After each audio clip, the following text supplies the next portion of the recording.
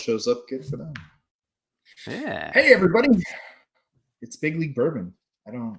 Is that a thing anymore? Jeff, is that a thing anymore? It's still a thing. I see the logo there. That's still a thing.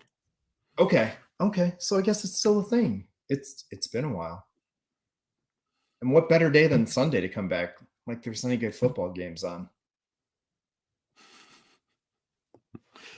At least in this area, football's kind of over. The Bears suck. The Packers suck.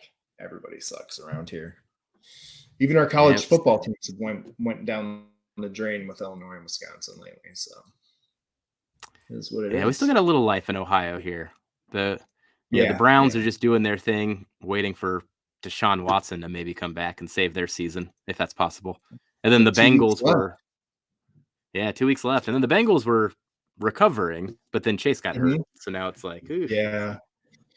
Yeah, but you got Josh Allen down over there. So that kind of improved your odds for you guys to come back and make a run. That is true. Season's still young. We're halfway there? It is. Oh, Tommy D. Hey, Tommy D. What's going on, man? The Bears do not suck. Hey, they've got a quarterback for the first time in a long time, and they actually got a GM that, even though most people in this area think is crazy and worthless, I think they actually got a good one for a change. So maybe the Bears are back.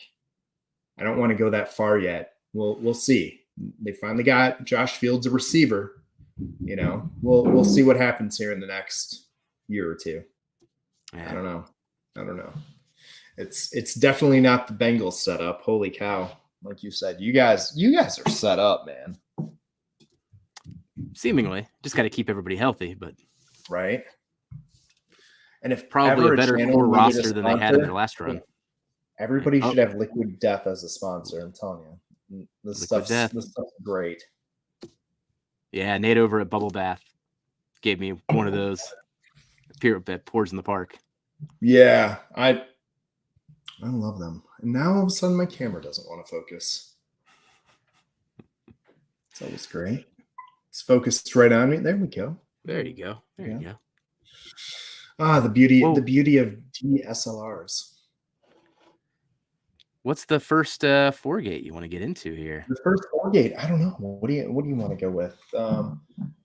I guess we could go with. You want to go Kelvin 3 or Old Sherry Pike? Ooh, Kelvin 3. Okay. Let's see here.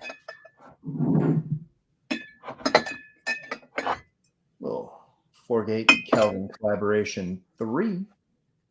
Oh yeah, coming at you guys. So a little bourbon finished in some PX sherry and Barbados rum cask. Who doesn't like some 4-gate? Let's just say that already. 4-gate, 4 square. It might lead to something else we drink as we're going here. Might have seen that happening. I think when the Kelvin 1 came out, it was probably the first brand where it completely got me out of the secondary game or hunting down BTAC or anything like that. I was like, wait, I can just buy these. I'm just going to buy these from now on. 100%. I had my local friends over, Mike and Dale, who's in the chat, says Black Star. He drove up from Missouri. We had a cigar and bourbon night, not this weekend, but the weekend before. And that was one of the main topics, We talked about 4-gate and what they're putting out. We talked, we talked about Old Carter, but at the point that, I stressed, 4-gate is available. I know where I can go get them. They're accessible. Old Carter, not always accessible, especially now that it's gained popularity. Even people trying to get in line for their single barrel drops isn't always a guarantee now because you've got a lot of people showing up for those special drops. But 4-gate, I know where I can go. I know where I can pick them up. And you're right. To me, this is my BTAC. It's, I don't have to drive around and chase the stuff. It costs a little more, but I don't mind. It's very good. It's quality. I haven't had one that I've disliked. Right. Some are phenomenal. I mean, just knock my socks off. I'm like, yeah, that's it right there. We'll get into a couple of those. This one really good. 4 Oh yeah, smokes it. 4 is just whoa. 4x4, another whoa. There's so many that are woes. I mean, even the Saint Charant is an amazing cognac finish. So. And look, Black Star. I say his name, and there he is. You said his Dale's name, here. and he What's going just on, Dale? appeared. I know. Isn't that crazy? I did. I said his name, and boom. You lit the Dale, bat signal, right, and he was like, all right. No kidding. Good job, Dale. That away. I said you'd be in the chat. Boom, you're there. But yeah, I mean, I've been impressed with everything that I've had from there. Bill and Bob are very accessible. Me and you have got to sit down and have some pours with Bob, which was fantastic when we were down in Kentucky. Just very giving, very friendly people, very transparent. He was willing to tell us anything and everything about their products that we wanted to know and share stuff that hadn't been released at that time.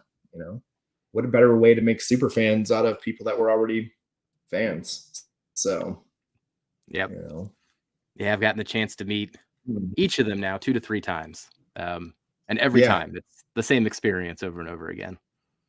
And that's awesome. I've actually had Bob on here a couple times. Like, he just randomly chimes in with the impromptu. I'll get a text and be like, hey, I'm available. We'll just click him in, Awesome dude walking through his house while he's got people over, just taking a second to talk. Oh yeah.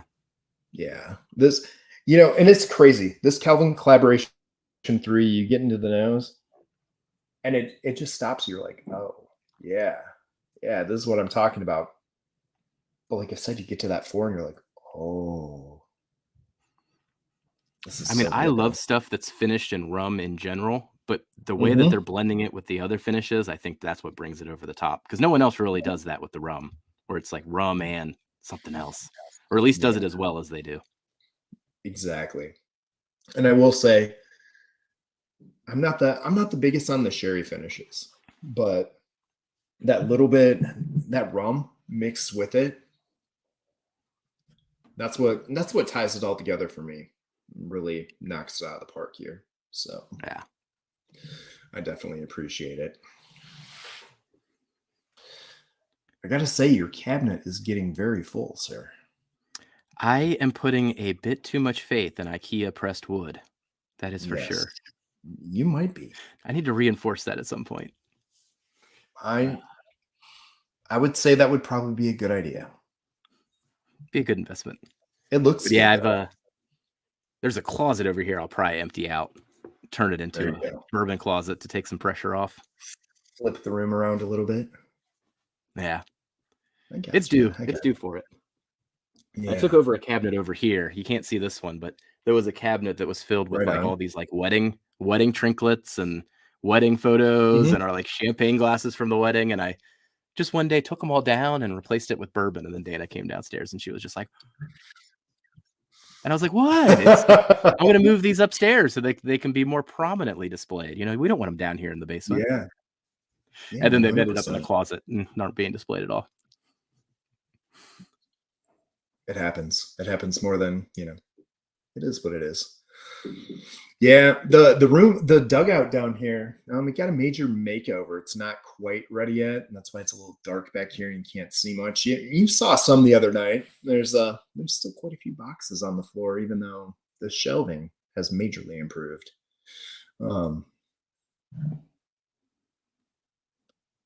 It just screams problems when I look at it. There's a lot of whiskey here. And there's probably not enough time my insurance company. What's that? Wait, you don't tell your insurance company, or you do tell your insurance company?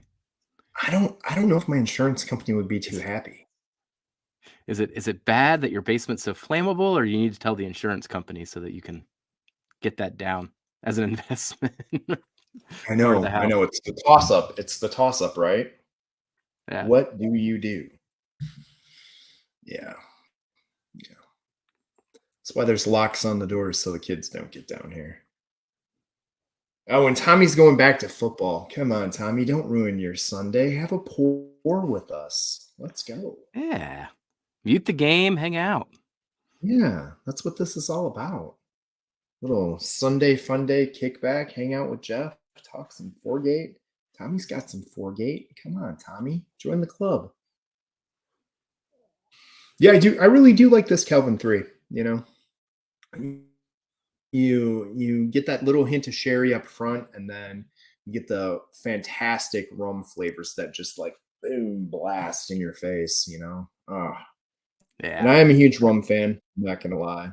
I do love me some Chairman, some Hampton, some Four Squares. Man, the list goes on, but there are some fantastic rums out there. And I'm glad bourbon is starting to get influenced by the rums. And you know, we've been spoiled getting all these rums influenced by the bourbon. Now it's coming back across the board, and oh man, you just can't go wrong. Yeah. Yeah, the one thing I've done this a couple times now, but Durrell has found it's like rolling fork lost casks that are 22, 23-year-old. Yes. And if you're every into now and those, then let me know. Oh, We they're just so had good. one release here.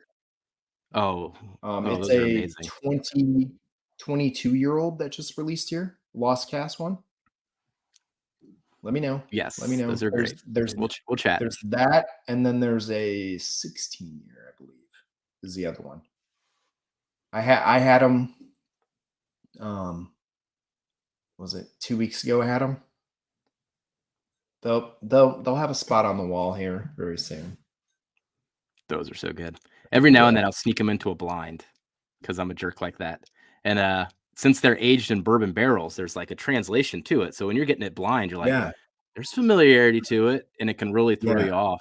And people put them number one in the blind, and I'll always be like, all right, so what's your favorite whiskey of the blind? And they're like, it's letter A. And I'm like, no, I need to know your favorite whiskey of the blind. Right.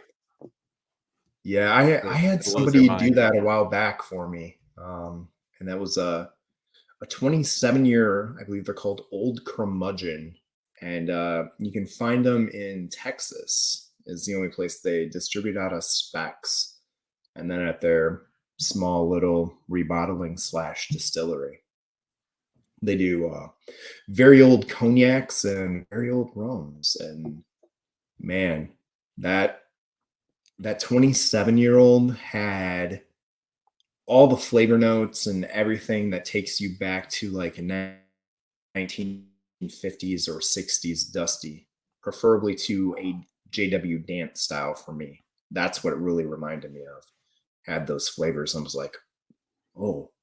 And that's what I thought it was. I put it down as a dusty and, you know, put my notes and like, where notes good. It's wrong. I'm like, you know, that thing was phenomenal. Need like 10 bottles of that. Yeah, it's crazy.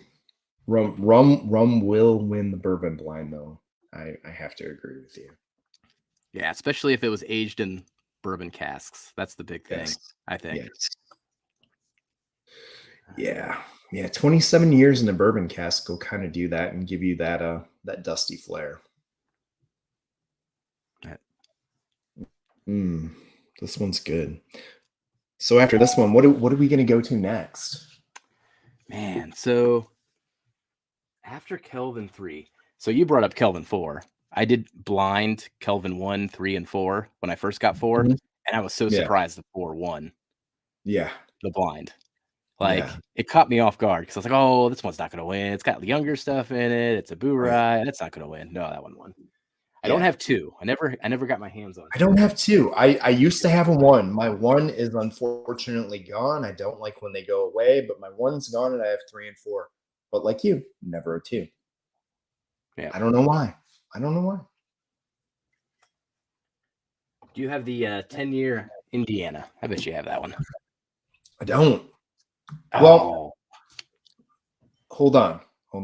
I do have a 10-year Indiana, but it's Oh, you got more than new toasted ones. I can go pour it. No, it's not. It's a single barrel. Oh, it's a single barrel too. It might have been a Bob gift. So it's not exactly in a 4-gate bottle. So not an official release, but a good sample. Not an official release. We'll just say that. But it's an amazing 10-year Indiana. I will go get some. I'll be right back. I cannot show that.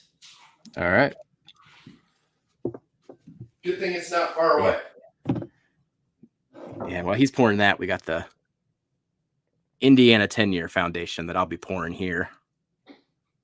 So this is a 108 proof 10-year Indiana deliciousness.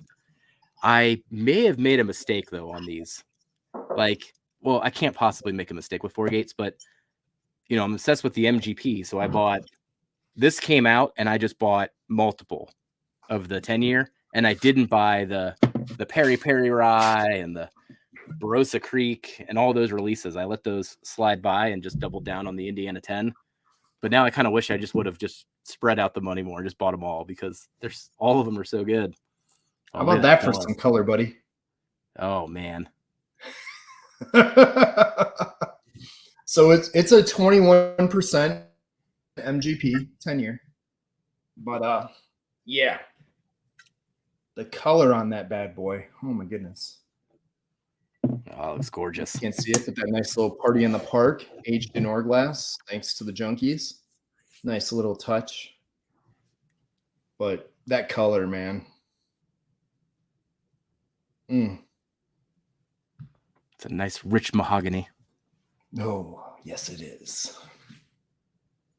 Yes, it is. So what's the proof on the single barrel they gave you? 10 years. This is a 110.8. 110. All right. So that's just seems to be where their casks hang out. Yeah. Except for the 144 proof one. But for the most part, it seems like they got the lower proof MGP single barrels. Yeah. And that was a fantastic one as well. That was something. So good. So good. So much better than Sunday football. I know. This is like stress-free. Sorry, football. My fantasy team sucks anyway. I'm in last place, and I've scored more points than anybody in the league. Cheers. Sometimes it works out that way. Oh, I mean, especially this year. It's like your team is either injured or I've never played. Every week, somebody's got a guy that goes off for 50 points on me. Oh, yeah. There's been a couple of those too.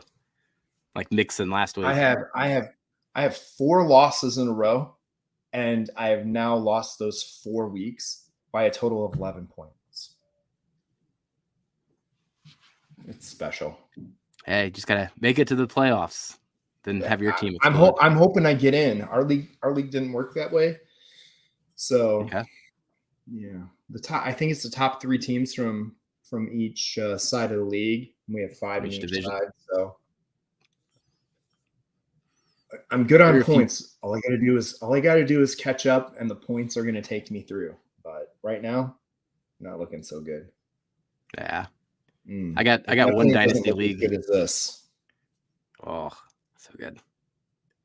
I got one dynasty league in particular. I think my entire team is hurt, and I just reached out to the league and I was like, guys, I'm sorry, I can't even field a full roster. Like, I'm not trying to throw it, but I literally can't build a roster, and I don't want to drop any of these guys. I've used all my IR spots. Yeah.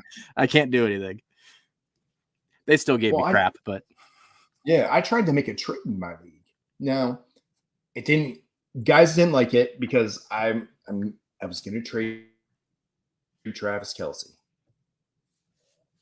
but I needed to give up a piece that I had to get me some pieces that were actually going to score some points. You know, I'm short on receiver. My guys aren't scoring for anything, you know, so I'm just missing a lot of small pieces. So I tried to make that trade. Vetoed across the board, man. They thought I was trying to superpower one of the leaders. Hey, we got Gary Franchi, the franchise, coming in. We got Travis coming in. Look at these guys. Howdy. How's everyone doing? Sunday fun day. You know. Cheers, fellas. Talking 4-gate. Sounds like a better plan than watching my fantasy team suck. Building off the same thing. I haven't looked at it too much today, but I have gotten push alerts, and like 2 of my players are like out for the second half. It's like, gosh darn it. I Can't keep don't even have anybody those on healthy. anymore, so I don't even know. Oh.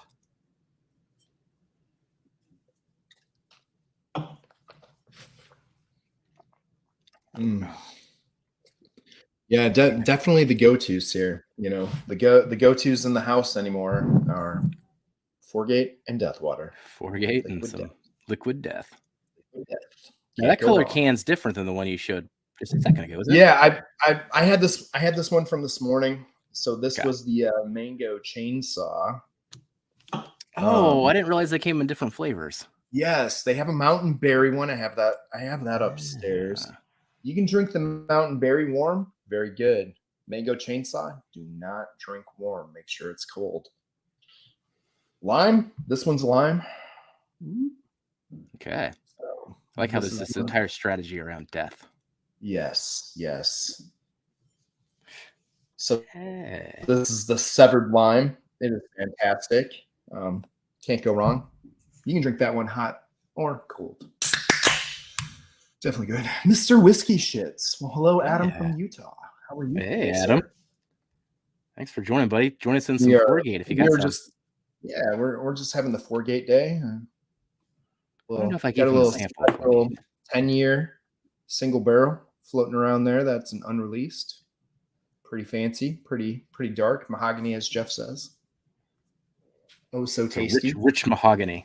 Yes. Smells of rich mahogany. Mahogany. When was the last time you watched Anchorman? Did you ever watch Anchorman? Yes. I enjoyed the Anchorman. Probably the last time that Ron Burgundy has graced the screen would have been around last Christmas time. Me and Bridget, we take the Christmas day after the kids got the toys and everything going, and we come down here to the dugout, and it is movie time. So, and it's always old funny stuff that we like. Nice. Kind of that edge out, recover from the screaming and yelling upstairs. So it's like a weird thing to have on my bucket list, but I kind of just want to do like a blind flight and watch some Anchorman at some point. Just have people over, do a big blind flight, watch some Anchorman, have some fun. I'm just kind of gonna throw it out there. I mean, it's almost kind of worth it to have some watch party movies. Like nobody really does that. Why don't we do that? Like Sunday afternoon. Yeah. Well, watch party and whiskey. I actually have I was just talking about this on Friday. So Ken at Scotch Down Under does it. And I never realized, like, I just thought it was just people watching him watch a movie and they like synchronize somehow. Like I never really understood the concept of how everybody was watching the movie at the same time. Yeah. They do it on like Discord. So it's like they all watch the movie on Discord together and then just hang out. And you could do that at anything. We could do that with a football game. You could do it with like a WWE pay-per-view. You could take that concept. I've seen some of the pay-per-views happen that way, maybe. Yeah. Bourbon Neophyte. Cheers to you in Vegas. Hey, Anthony. Yeah. But something like that'd be fun, You can do a little movie and a sip, A sip and a flick. How about that for a name? Sip and a flick. I just feel like you just got to be in the right mood to watch Anchorman again, though. Yes. You after a good Sunday fun day movie. Right? I think that's a must. You have to be in the right mood for the Anchorman. There's no other way around that one. I feel like if I watched Anchorman again, I don't think I've seen Anchorman now in like a decade. If I were to watch it again, it would be like listening to an old song where it like takes you a moment, but then you realize all the lyrics, and I would just be like, all of a sudden my brain would be like, I know every line of this. Yes.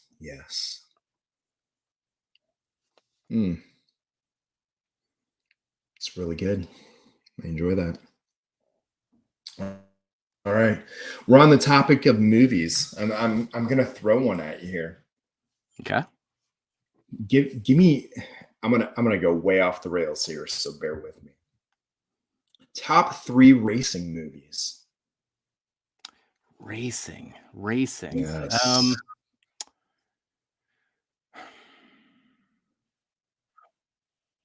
The one that I think of that at least comes to me as my number one was the Ferrari v Ford that came out like 3 years ago.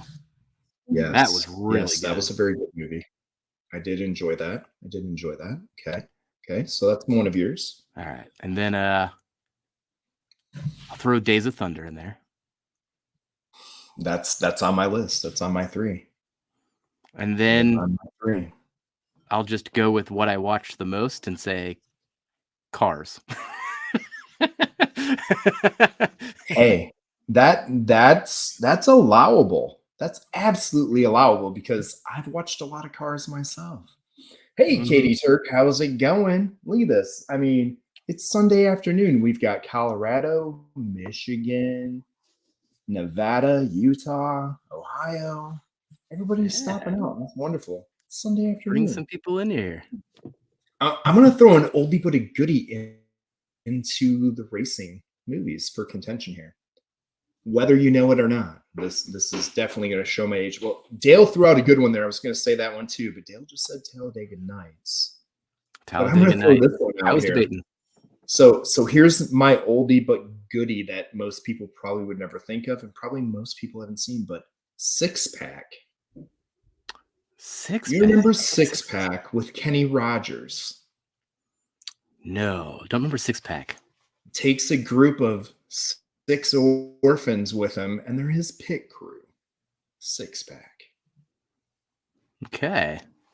Yeah, you're gonna have to check that out. It's very old. It definitely shows I'm very old, but that movie, like, I didn't know much about Kenny Rogers when I was a kid. You know, later years it was Kenny Rogers Roasters. I knew he sang The Gambler, but he was like the Six Pack guy to me. You know, like this car movie, and yeah, had no clue of his prestige in the country music world because that's not something we heard at my house very often. So Bourbon Neophyte knows the movie. See, at least somebody knew it, and I don't feel that bad.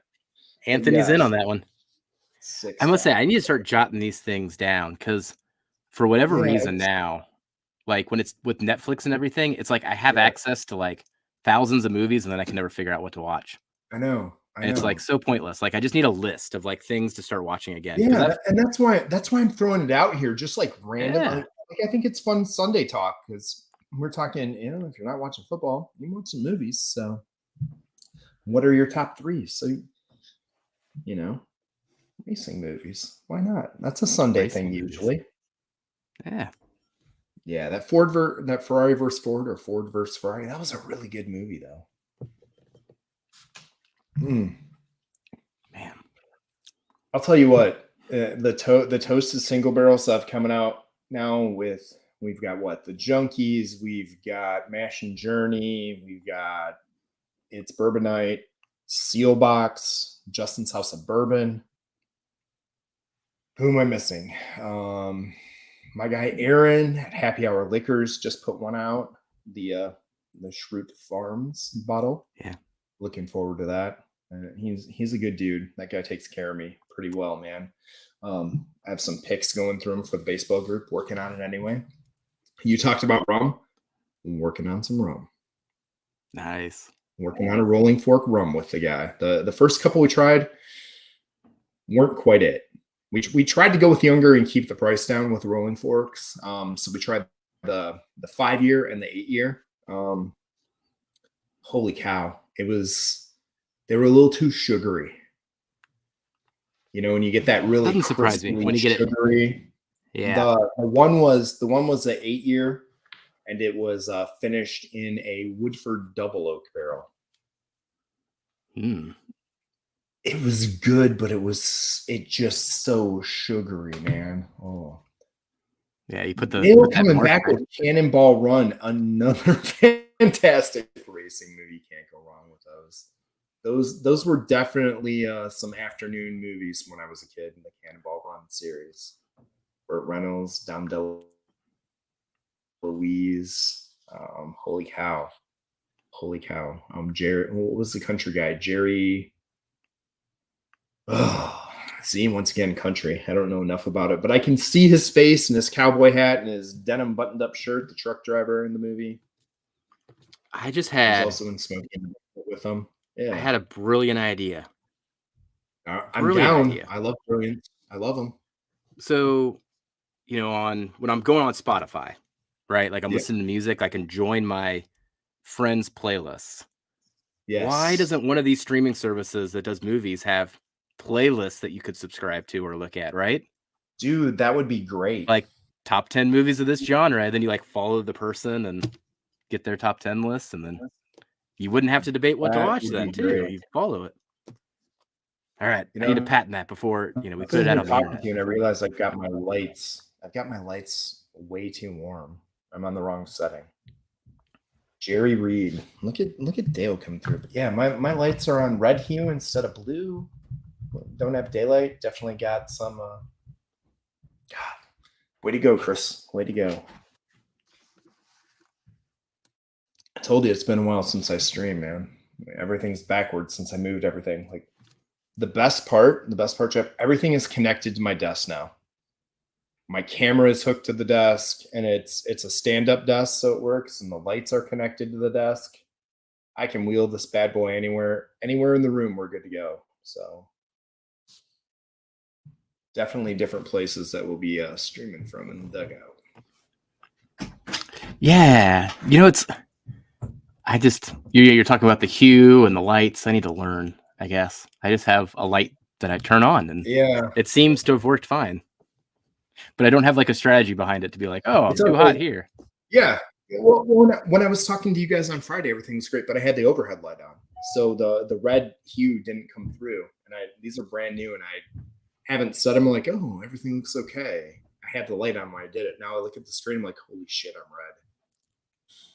So yeah, live and learn. I gotta finish putting the LEDs up on the shelves and stuff. That'll look a lot better. So you get like backlit. Then Yeah, so they'll be backlit. Going on. I've got the TV over here, and I've got a little something with logos and stuff that plays in the background and just moderately changes here and there when I'll be streaming. So it'll be there, and then all of a sudden it'll just kind of change, and you won't notice, or you will. Little things. I'll give you a secret hint. They're not done yet, but you will be featured in the dugout as well as your wife. Ooh. Oh. So I take it there's a photo. Hello, Dana. Dana is making an appearance saying hello to us right now. By the way, cheers. I've been discovered. Yes. It's like, what's Jeff doing while I'm at cheer practice? Nothing. I'm cleaning out my glass. Oh, you got to say what? You're in trouble now.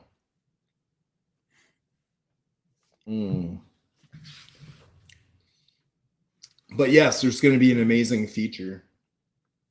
I've been building the wall. It'll be the wall of whiskey friends. Whiskey friends, see? So everybody, if you've ever run into me at something and I'm like telling you to hold on trying to get the right picture, there was always a reason for it. The wall of whiskey friends. That'll be another backdrop. So when I have friends on, like you, Jeff, the wall of whiskey friends will be behind me. I like it. I thought that'd be pretty fun to do. You go to some of the old school fine dining restaurants, and they've always got the picture walls around of everybody who's ever been there or done that stuff. Well, I've made the wall of the people I've hung out with and the people that I can tell you a story about that photo, because so much of this is photos and goodness,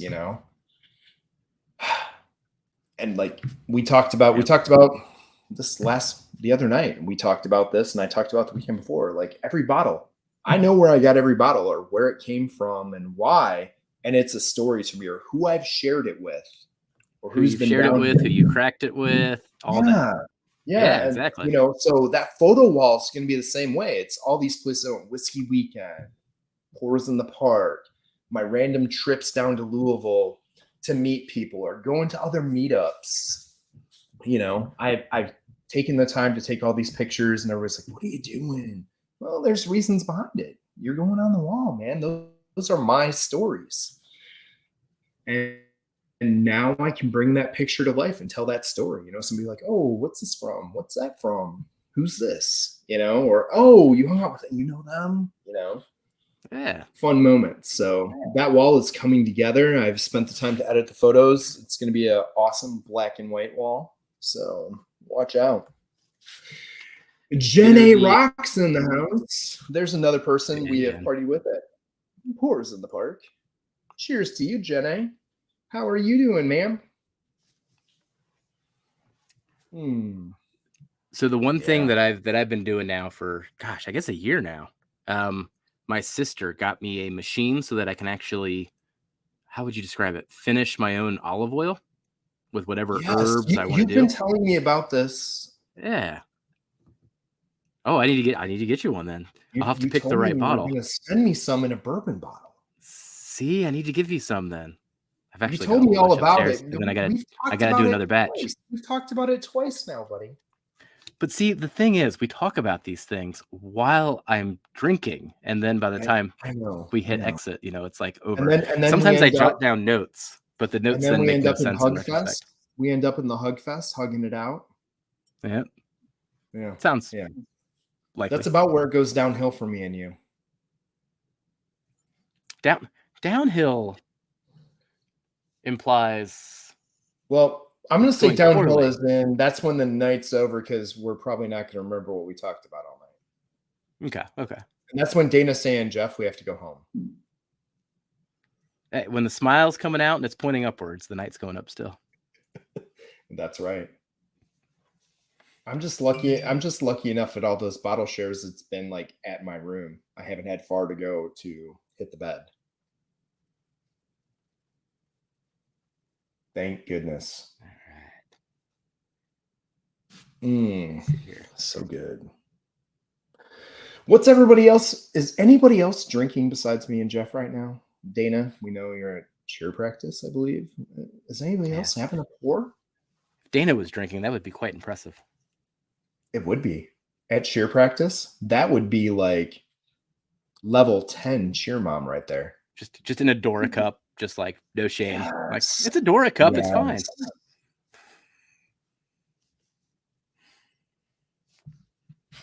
She's got the interchangeable water bottle. Yeah, that's level 10. I'm currently the volleyball dad. So volleyball dad, is that being coach or just kind of getting people everywhere, getting supplies? Not coaching. I'm there in support. My daughter is playing travel volleyball for the first time. She's 11. She has sprouted up to 5'6" already at 11 years old. So she is taller than her mom. You know how well that goes over at that house. Yeah. 5'6". As tall as me at that point too. Be overtaking me here within a couple of years. I want to hear all about the New Orleans Bourbon Fest that you were at. I know the guys from Foregate were there. They had some good posts of their booth at the New Orleans Bourbon Festival. I know you and Ethan were promoting it very well. I can't wait to hear about that. I'll have to get you guys on. You can talk about the New Orleans Bourbon Festival and how it went, good things you've seen, new things coming out. Love to have you on there. Oh, and here's one for you, Jeff. I'm going to bring this out. Dale just said this. He just brought this up. Now, balcones, we know they all just got bought. Okay. That might change things up a little bit. They did get purchased by Diageo last week. Yep. So True Blue. Have you ever had the True Blue? The True Blue is 100% corn. Am I right on that? Yes, it is. I have not had that one. Okay. I had the regular True Blue before. Not bad. I've had the Baby Blue. Once again, not bad. Now, I had seen barrel picks of the Baby Blue. I was like, okay. Okay. Dale, a.k.a. Black Star here, brings over a true blue barrel pick from St. Louis. I'm like, you know, we had plenty of stuff here. 3 other guys bringing stuff on top of my conundrum of whiskey here. He's like, you've got to try it. You have to. I'm like, all right. Now, I feel like there's two contexts. There's two contexts when someone brings a bottle like that to a bottle share. It's either you got to try it because it's so funky and interesting and off profile or whatever, or you got to try it because it's like awesome. Like, I feel like there's like 2 roads that goes down. Yeah. Yeah. And it was in the middle of some other pours. I'm like, no, let's wait. And they're like, no, you want to try it now.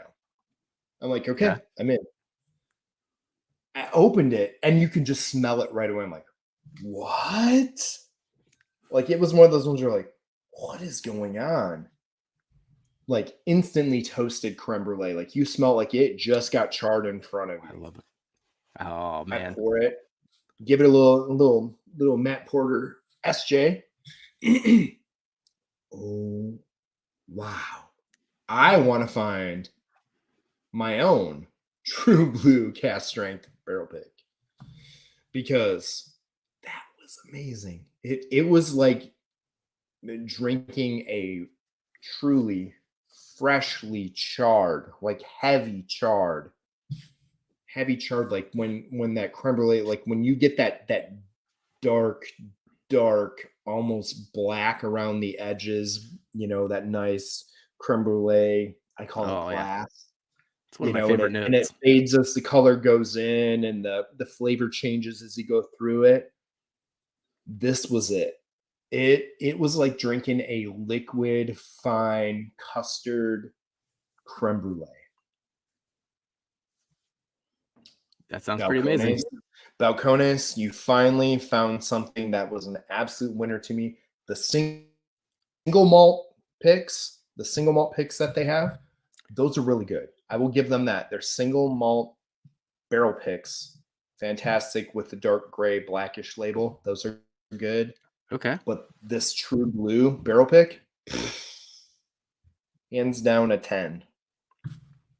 Dessert in a glass, man. Dessert in a glass. I don't think you sit and sip on it forever, but I think after a really good meal, it is the after dinner aperitif. Bingo. All right. I'll put that on my radar. See, we got Delrod in here. My guy Mike stopping in. He brought up another great bottle we had that night. I need to talk to you about this bottle. Brothers of the Leaf Rye. Have you had that, Jeff? I haven't, and I've been staring at them now for the last month and a half that they've been at my local stores here. You know, I know the bourbon's in the French oak and the rye is in American oak, I think. Toasted American. It's toasted, but I thought it was still French oak too. Maybe I'm wrong. I think it's toasted American. Have you tried it? I haven't. That's what. And then when I brought it up recently, somebody said, "Ask Chris about it." Yes. So I was like, "Oh." So now that Delrod's bringing it up, I'm asking you about it. So I'm gonna throw it down. Okay.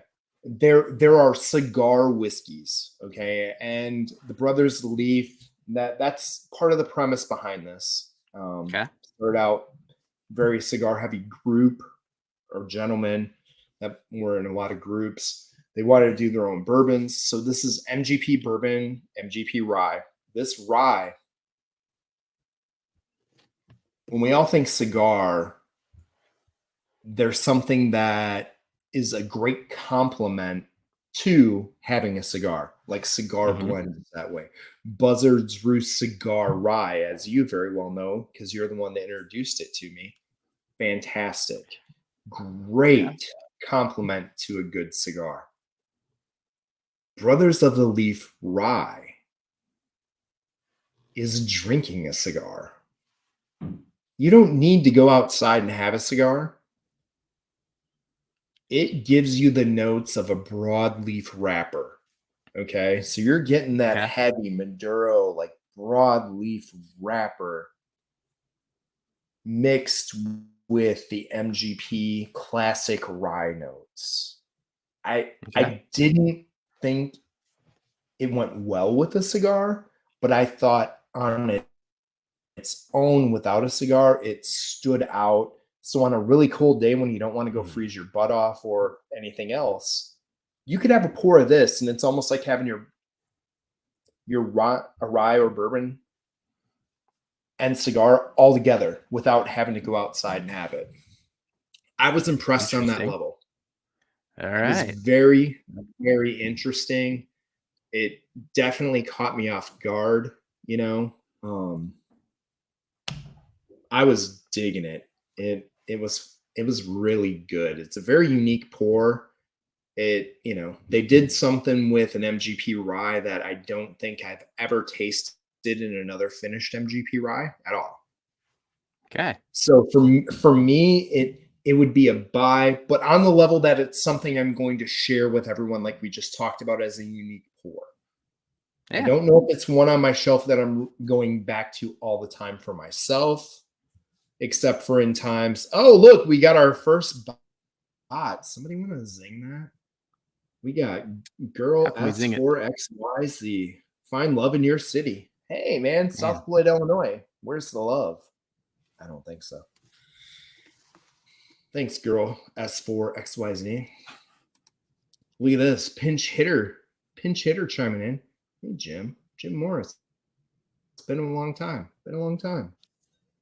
But yeah, at the MSRP, I want to say they're like $99, correct? I don't know if that's what they are. And you're saying 89. Probably Party Source. $89.99 Party Source. Really? Yep.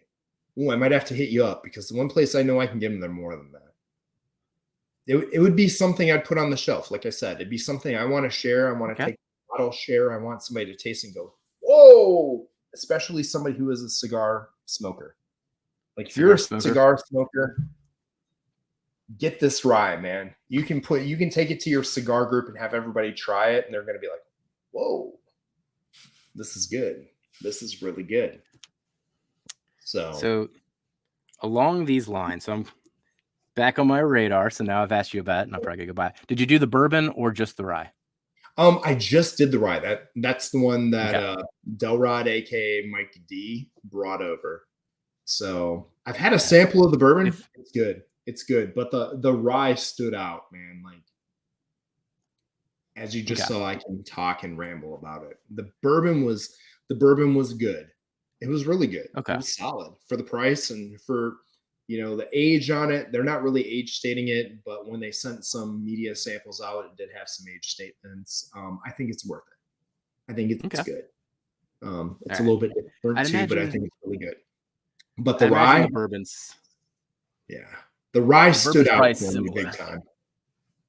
Well, I'll show you something that I just got today. I didn't know this existed. Along the same topics, I was gonna maybe record a tasting of this later when I crack this thing open. So I can already tell that's a buzzard's roost. So batch 2. Yes. I don't have batch 2 yet. I need one. It's a different animal than batch 1. And I almost feel like batch 2 is what they wanted batch 1 to be, because the sweet tea, batch 1 for me just came off as like the sweet tea note from the tobacco. Mm-hmm. Yeah. Me and you, we had that together at Pours in the Park, and we demolished that bottle. That whole room. We did demolish that bottle. Demolished it.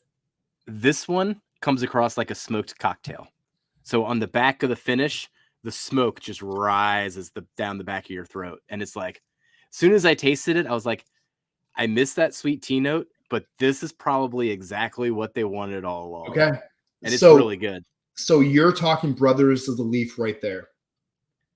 So it has that kind of, you get that smoke concept, and that rye spice takes over, and it's like you're drinking a very, very good broadleaf wrapper cigar. Yeah. So the thing that I found today that then excited me, because I bought batch 2 weeks ago now. Okay. I found a single barrel cigar rye pick. I didn't even know these existed, and I was like, oh. Okay. I'll call you. This is the only one I got, but we can pour out a little sample here. But yeah, I'll taste that, and then I'll go back and see if they put more on the shelf since I grabbed the last one. But oh yeah. I was just like, I just looked at that and I was like, so those exist. Okay, let's see what a single barrel can do. Let's see the cast that you put aside on this thing, because the batch 2 is crazy enough. Right. Yeah. I've seen the single barrels for the bourbons, but never the cigar rye. Never the cigar rye.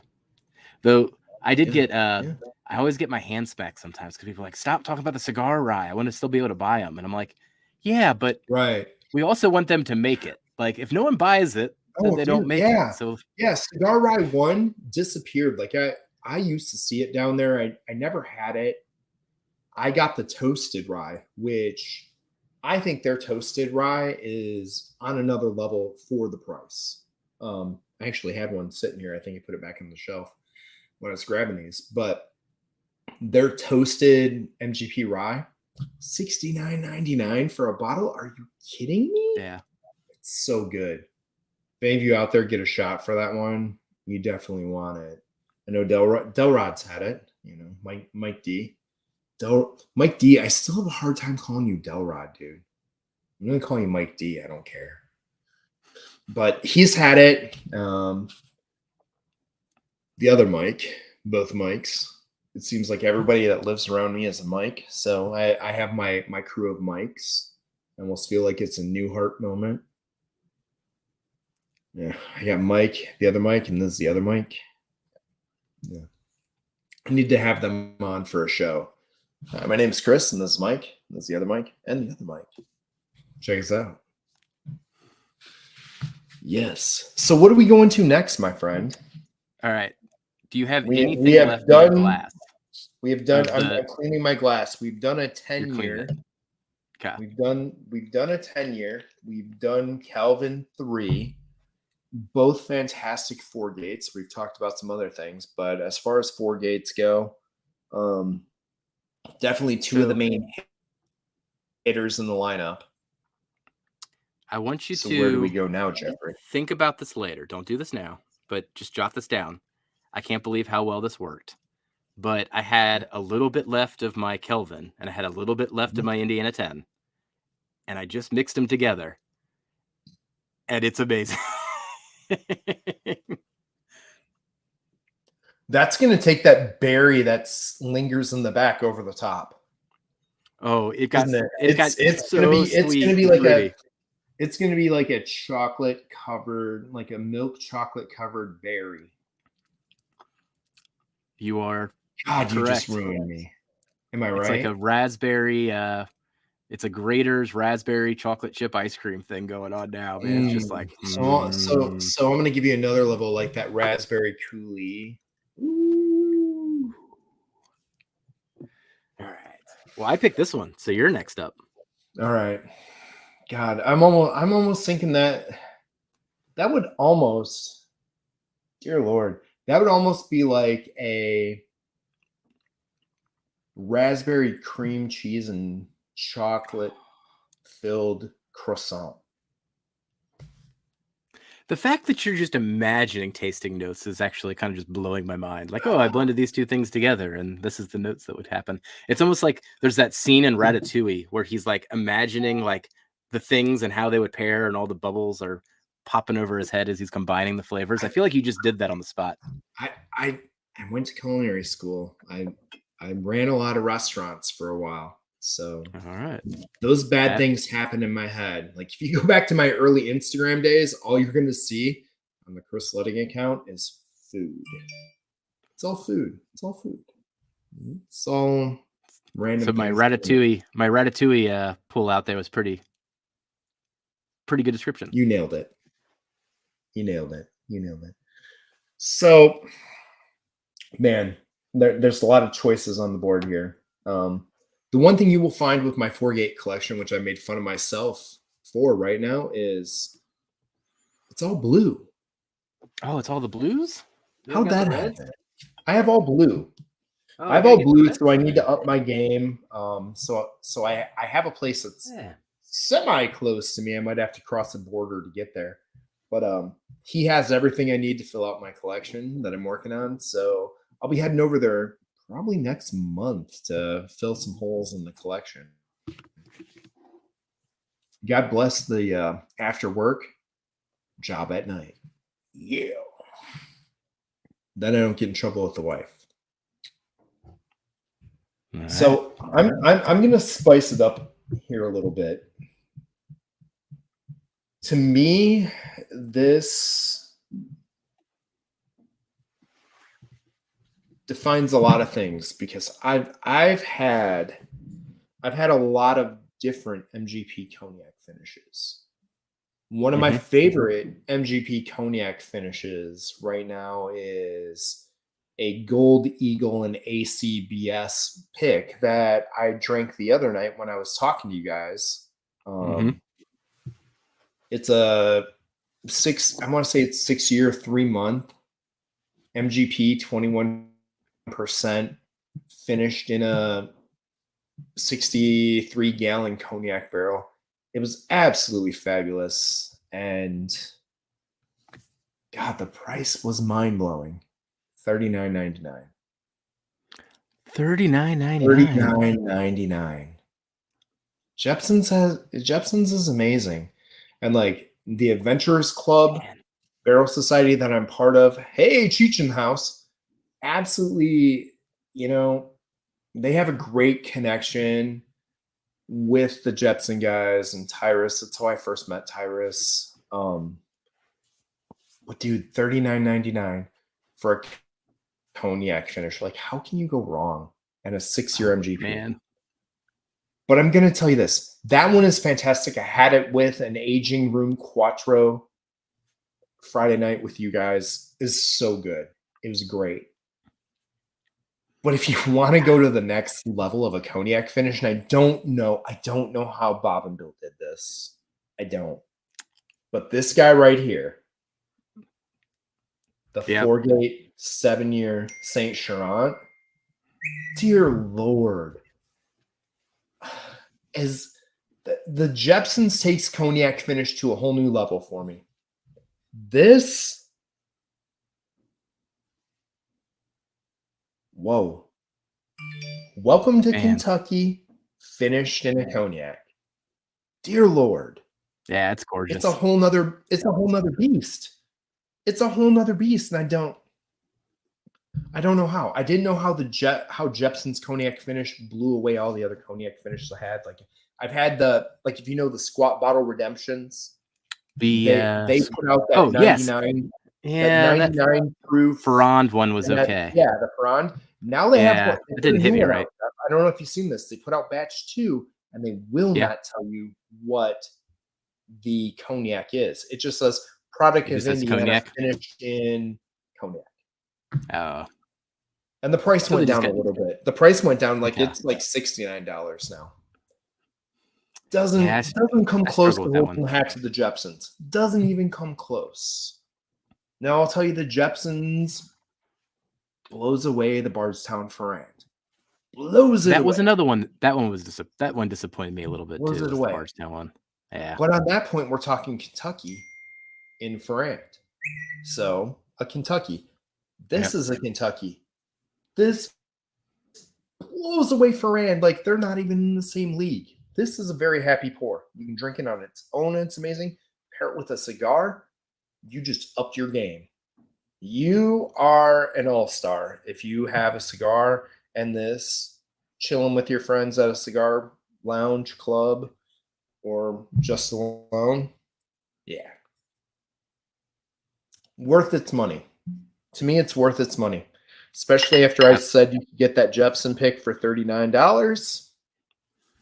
Man. I know this is quite a bit more expensive, but damn. So good.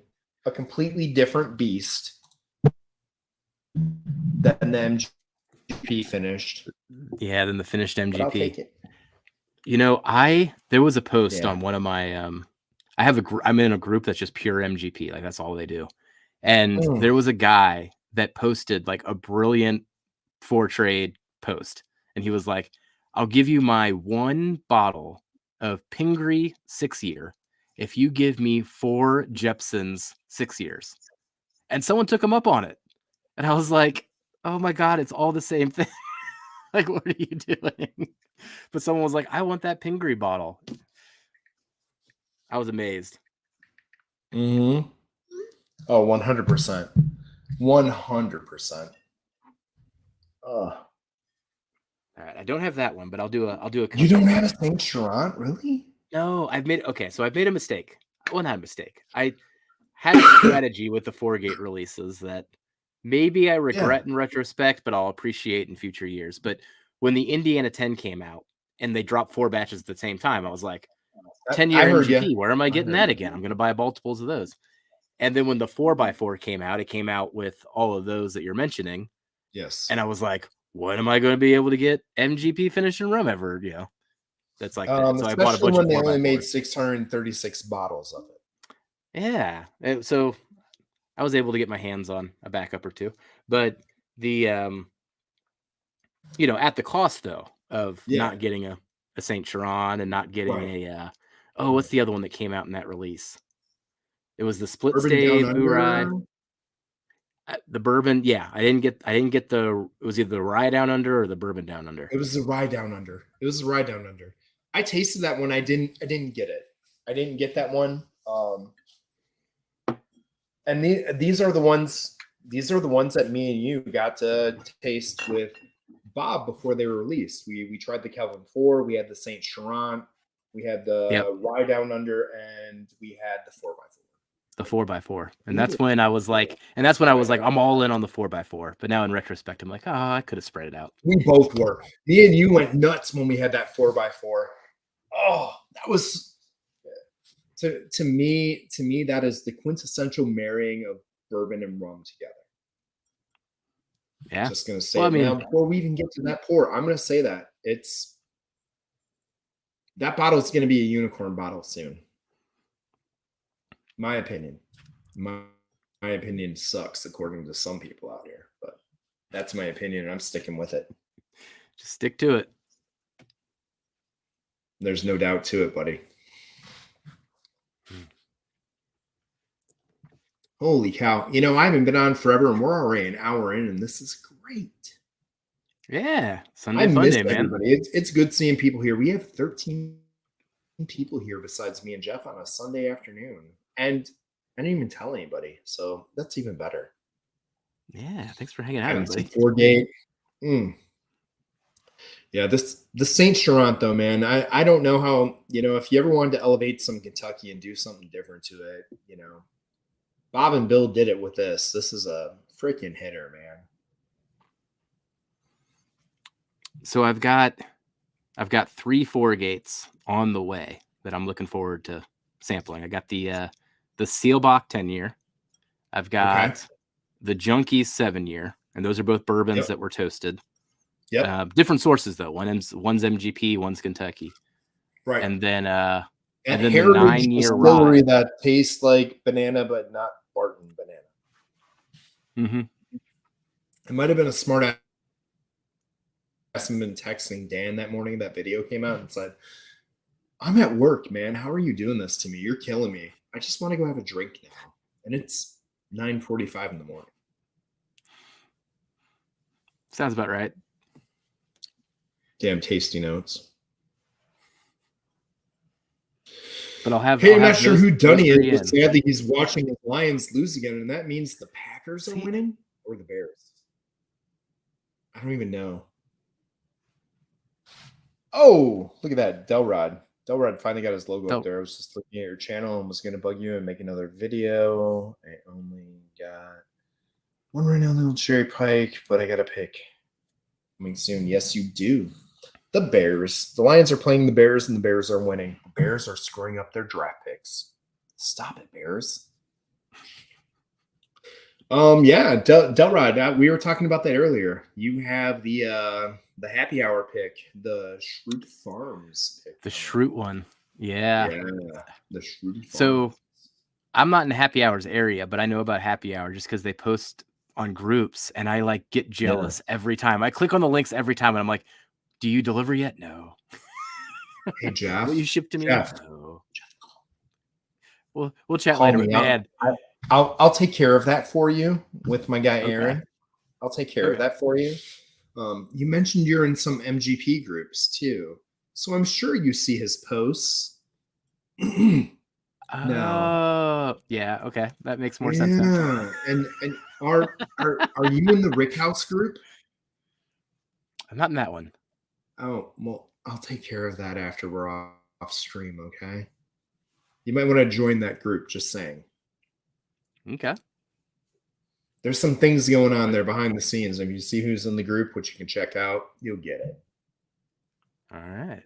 It's a secret group. It's not that secret. I just talked about it. But it's secret unless you know how to get in. But there's that one, and then there's the you're in the all MGP group, so I won't say the names of it, but I'm in that group with you. Mm-hmm. Yep, those ones with the piece. Are you mythical as well?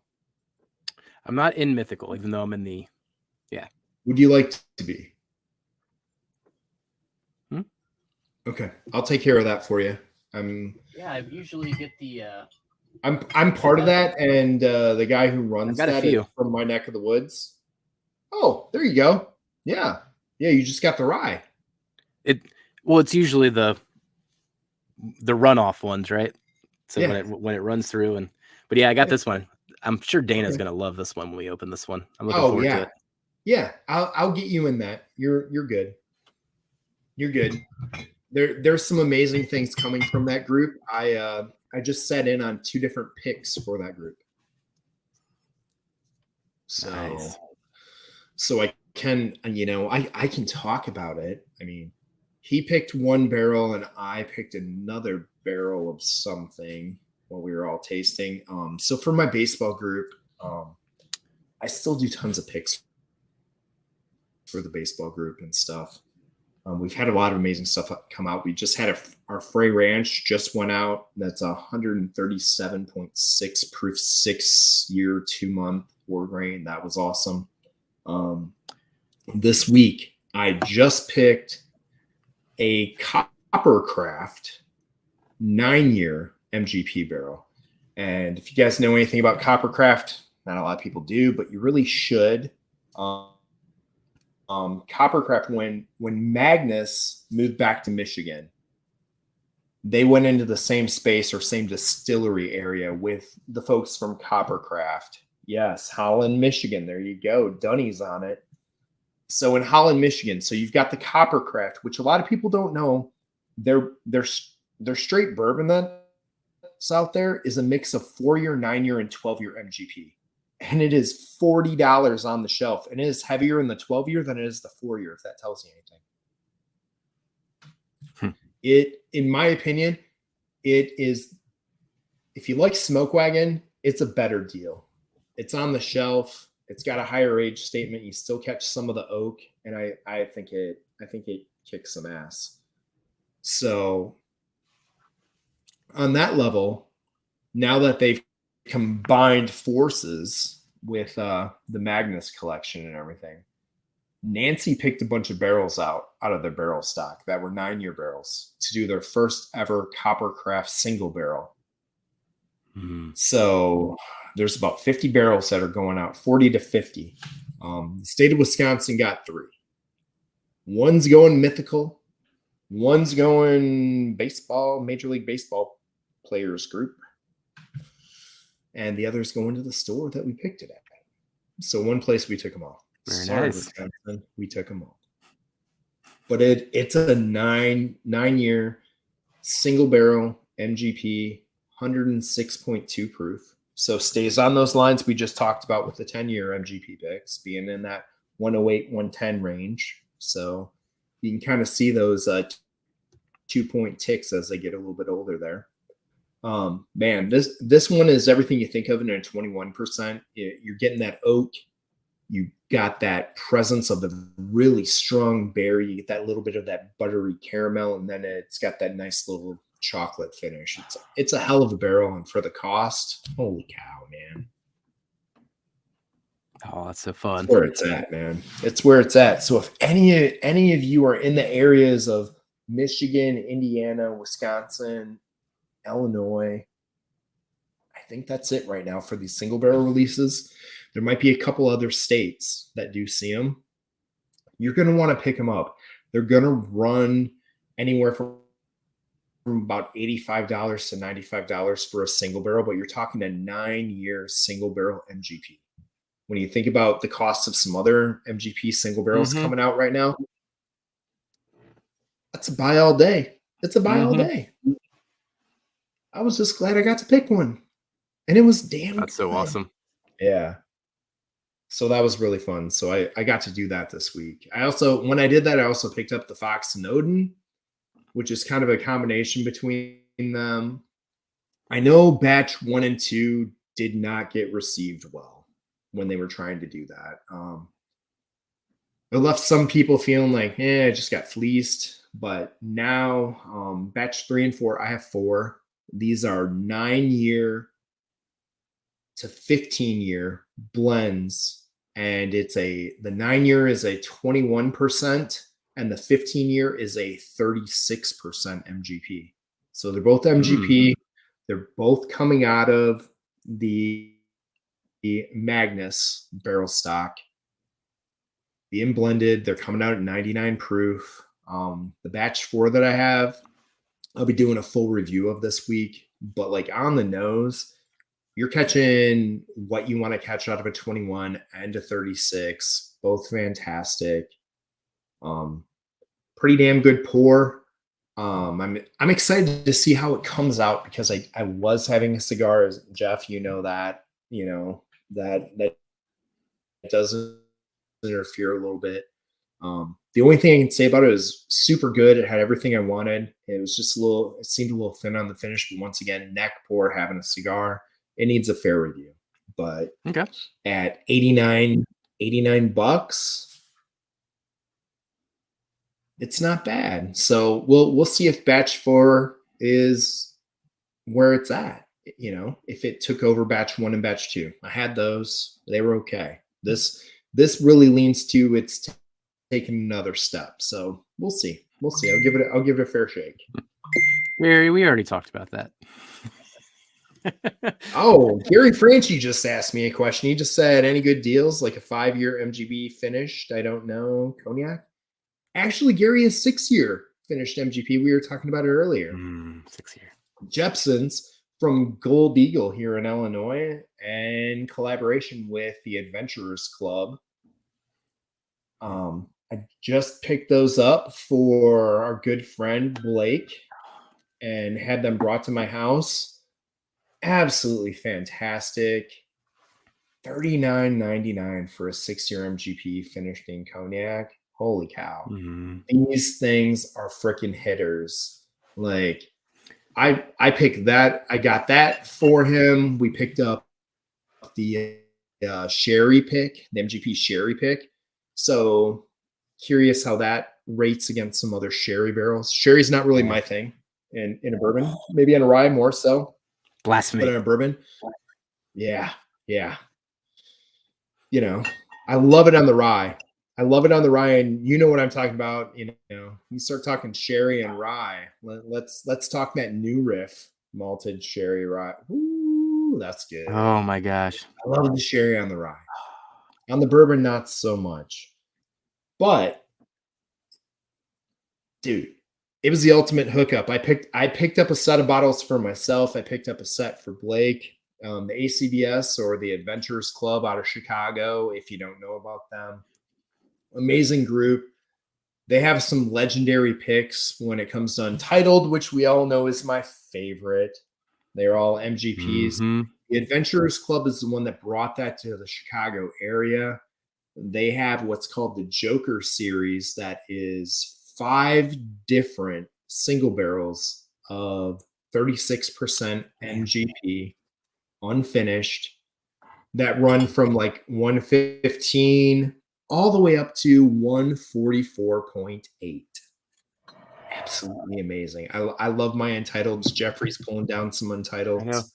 I know we're talking 4 gates, but you said Untitled. Now I feel like I have to cheat. I know.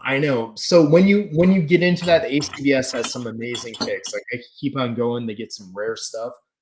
They've been in with Jepson since the beginning. Yes. Oh, the 11. I love the 11. That is the one that brought me in before the single barrels and sold me. The 11, the 13, and the 17. Oh, So good. But with the ACBS and Gold Eagle, which is the store over in Libertyville, Illinois, they did the Marvel series, which was awesome. So it's 5 different bottles. It's 4 single barrel 6-year picks. And is it all the Infinity Stones or something? It is, dude. It is. So that makes sense. It's 4 bourbon picks that are all over 6 years and an orange curacao finished Jepsons. Now, unfortunately, the orange curacao was out before we got those, but I picked up those sets and like this will blow your mind. This will absolutely blow your mind, Jeff. $179 for 5 bottles, dude. For 5? For the whole set? 5. That's insane. 5 bottles of 6-year plus Jepsons. $179. And then I grabbed those cognac finishes for $39.99 a piece. And I had that with you guys the other night. Oh my God, that thing was so good. It was mind blowing. So good. All right, I'll be in Chicago in 2 weeks here. I need to hunt down more Untitles and more Jepsons. Well, I can tell you where to get all those. You just need to let me know. I'll be in touch. And we'll get that taken care of. And if you ever need those, you just tell me. I'll tell you where to go. And I'll give you a name. And that person will pick it up and they'll get it to me and I'll get it to you. Okay. Because he lives right by the store. And he comes up here to see me every once in a while. So every couple weeks. So we have a system. Hey, whiskey friends. I like whiskey friends. Exactly. That's what it's all about. Hello again, whiskey friends. Oh, by the way, if you don't know, Jeff has an awesome channel over on the Facebook. He's on Facebook. He's on Instagram, been doing some lives, and now he is on the YouTube as well. If you go in the description down below, there is a link to his channels. Go check him out. Go check him out. You want to follow this guy. His channels are pretty awesome. He got me to come back online. So you got to go see Jeff and the boys, Darrell, Kelsey, and whoever else he might bring on with him. You never know. But their content, fire. Been having a lot of fun. Probably too much fun, but been having a lot of fun. Yeah. Gary, $179 for 5 bottles of Jepsons. Unreal, dude. Unreal. That's why I had to pick him up. You cannot find a better deal out there. And it's coming straight from a retail store and a pick group, dude. Unreal. Like, that's why the ACBS gets killer freaking picks year round and just crushes it with that store. It's unreal, man. So somewhat in the circle that we're talking about here, there was a concept that I thought was pure gold. And I know it didn't take off with this first iteration of it, but man, I think someone could pull it off. Someone tried a pilot of doing like a storage wars, house hunting, but with single barrels. Okay. I thought when I first saw that pilot episode of it that they produced, I thought that was going to be the next, like that would blow up for sure. And I don't think anyone picked it up. But man, that concept, gold. Like just imagine house hunters, but watching a group pick single barrels. How would we not watch that all the time? Oh, dude, I'd be in. You know, you go to each distillery, you learn about them, you do the single barrel, you got the drama of the single barrel. Like it's just built in for a half-hour format. I think it's that concept. That'd be good. The moment I saw it, I was like, that's gold. I know some more people thanks to Delrod. He's got some people that might be some of the best, like the best ever dusty finders. Like he sends me photos of their pickups weekly and I am floored, man. Like the last one he sent me was like last week when we were all together. His guy sent him a picture, scored 4 175s of 1940s and 50s Old Forester. Oh. Come on. Oh, it's so good. Gary's talking about those Hoffman picks. I'm waiting for my Hoffman picks to come through. I heard I got some coming this way.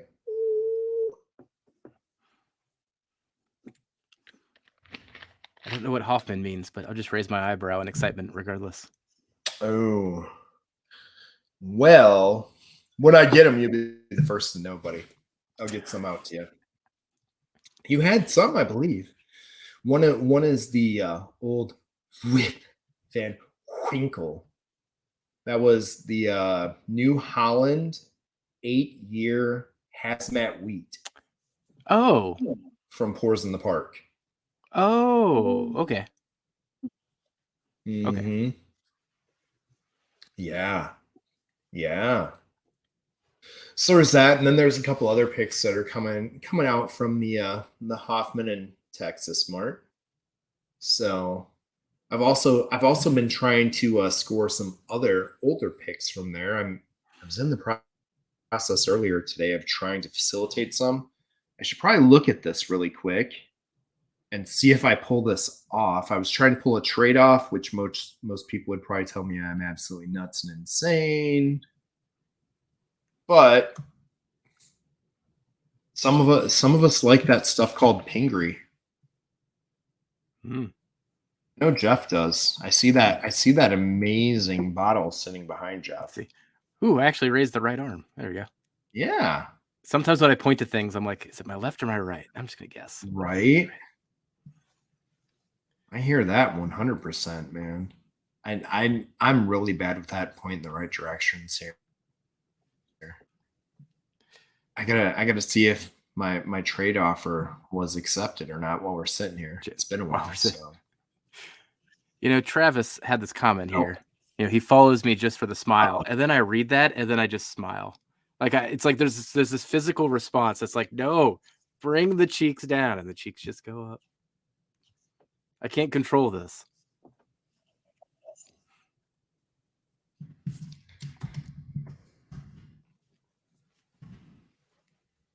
Man, the Untitled though. Man, there's a little musty funk into it compared to what we were trying to do before. There is definitely some musty funk to those. Yeah. I mean, when you really get into Untitled and what they were doing, they were doing cigar blend at the same time cigar blend was doing cigar blend. They were doing the multiple barrel finishes, looking for the right concoction. A lot of them are 13 or 14-year MGP single barrels that have been finished in 4 barrels. And if it's not that, you've got a 14-year MGP 36% finished with or blended together with a 10-year MGP wheat, which, I mean, come on, man. Where do you go to find a 10-year MGP wheat? Mm-hmm. Untitled's got them. They're still putting more out. You bring up the cigar blend, but look at the date on that one. So 2017. I know. And it's the Joseph Magnus cigar blend, essentially. It's cognac. It is. Well, it is. I shouldn't call it that because, I mean, when did Magnus cigar blend even come out? Now that I'm saying it out loud. I think 18. Yeah, right? Like this probably predates. They were 18, 19, and 20 when they really took off. Cognac, Ruby Port, the PX, and the Oloroso Sherry. I mean, come on. Yeah. MGP, too.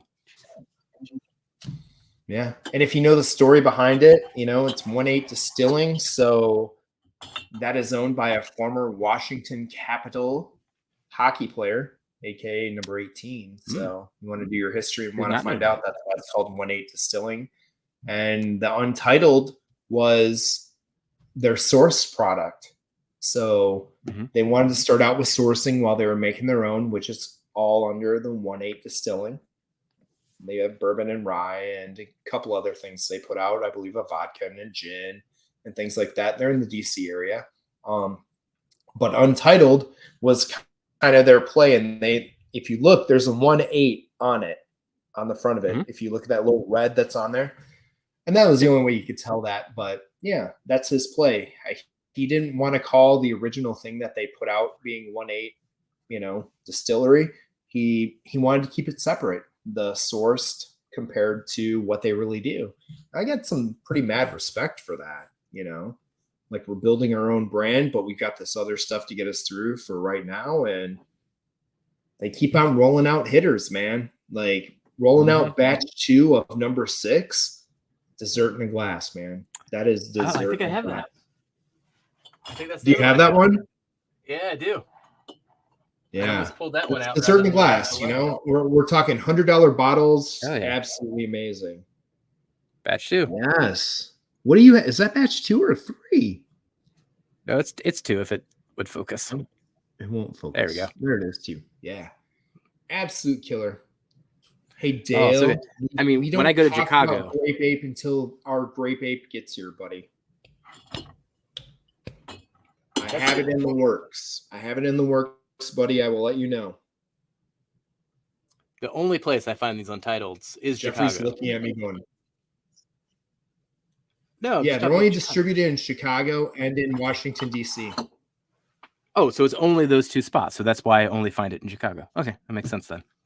I just go there and I just go to every liquor store and then I just find interesting Untitles, you know? Yeah. It's like they're just sitting there and I'm like, yeah, this is gold. Like, I'm going to buy this. Uh-oh, Kelsey just showed up and said hot garbage baby diaper. We'll keep it all positive, but it is an Untitled thing. There was I have a 10-year weeded that was then aged for 2 years in a Calvados barrel. Calvados? Yeah. And it's a funky ride. I like it a lot. They're really funky. Like, there were about 10 stores in the Chicago area that got those, and they were all very different. And there's actually a couple that got bourbons finished in the Calvados. So you really got to look and see if you got the bourbon or the wheat. I have a bourbon finished one. I think it's fantastic. I've had it compared to what Matt originally called the best Bardstown, the apple brandy finish, which if the Copper and King one, Calvados it's apple brandy. Mm-hmm. So Untitled at Binny's, yes. Untitled is at Binny's right now. You can probably find the batch 2 number 6 or the number 19. Other than that, you'd have to do a little hunting. What's the one store? Garfield's. If you're familiar with Garfield's, they have some downtown. I think they have 7 or 8 locations throughout the burbs. They're gonna have a finished wheat and Calvados, like Jeff's talking about, and a couple other stores have the bourbon finished in Calvados. You might be able to find the 11, 13, or 17 as well at some of the Garfield's locations. Now, I just let my secret source out of the bag. Enjoy. I have a couple of each just because they're good, but there you go. Enjoy. I'll be hitting it up here. This is how I spend my Black Friday. I'm going to go after Thanksgiving, just going around all the liquor stores. Jeffrey, Garfield's. Go to Garfield. All right. Go to Garfield's. I need to write a note. They have great store picks. Their bar, I'm gonna let this out of the bag too. If you ever like going having great unicorn pours, Garfield's in the Chicago or the Chicago burbs area is the place to go. You can go there and, you know, say when Warehouse C came out. Warehouse C, $11.74 a pour. Each Taylor Barrel Proof, $11.74. I've got a couple Parker's Heritage pours there. They were $15 to $18 for a pour. Like, they just do it right there when it comes to those pours. Like, you can get Weller Full Proof, $7. CYBP, $6.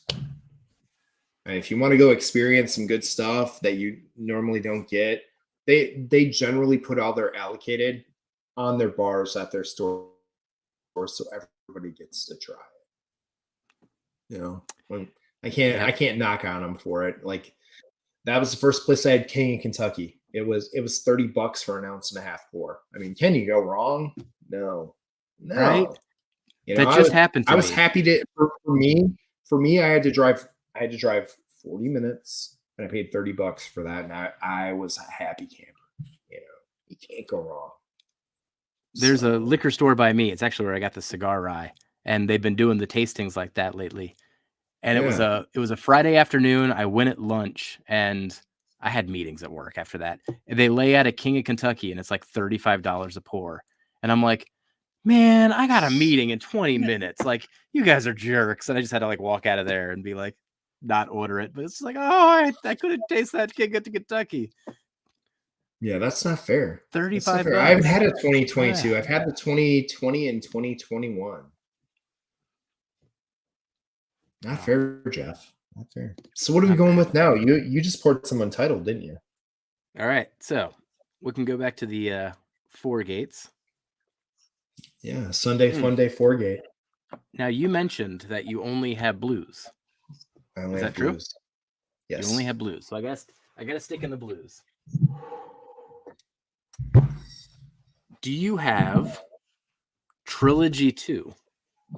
No, I'm in the process of getting those. I found a place that has them, and I'm currently procuring them. I made a trade with a gentleman, and he is picking up those for me. But yeah, I'm a blue guy. There's another one down here, but I'm all blue. I'm team blue. I think we got to do Kelvin 4. All right. If you say so. All right. Sunday Fun Day 4 gate.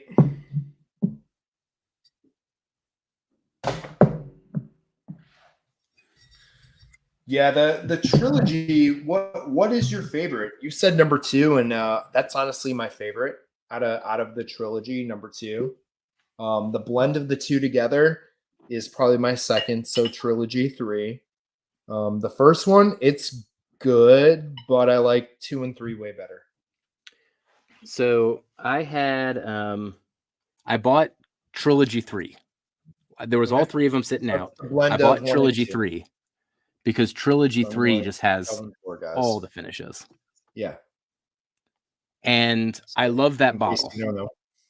Yes. But then when we met Bob, I was like, Bob, which one's your favorite? He was like, Trilogy 2. And then the next day I went to Party Source and bought a Trilogy 2. He didn't know. That's why I was asking him that question. I was like, you're defining my next purchase here. Do you like 1, 2, or 3?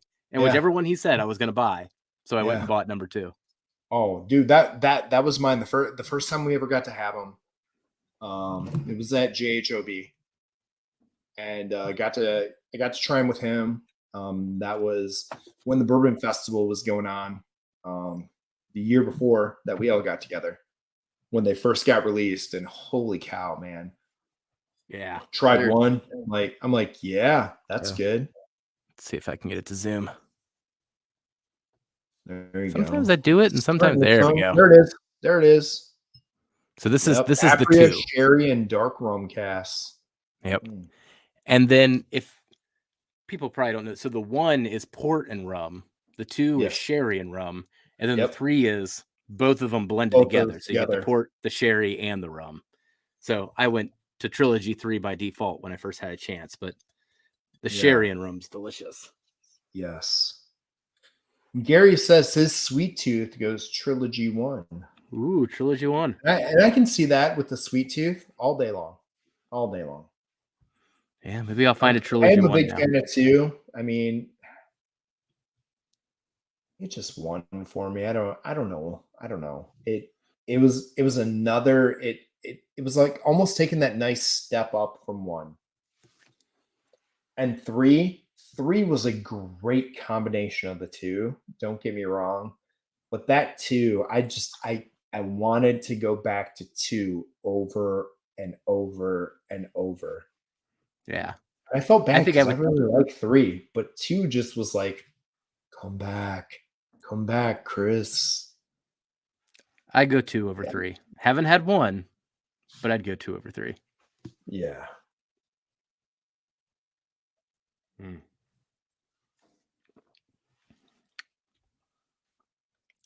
Oh man, I love this one so much. It is. It's so good. And this one's just port and rum, right? No.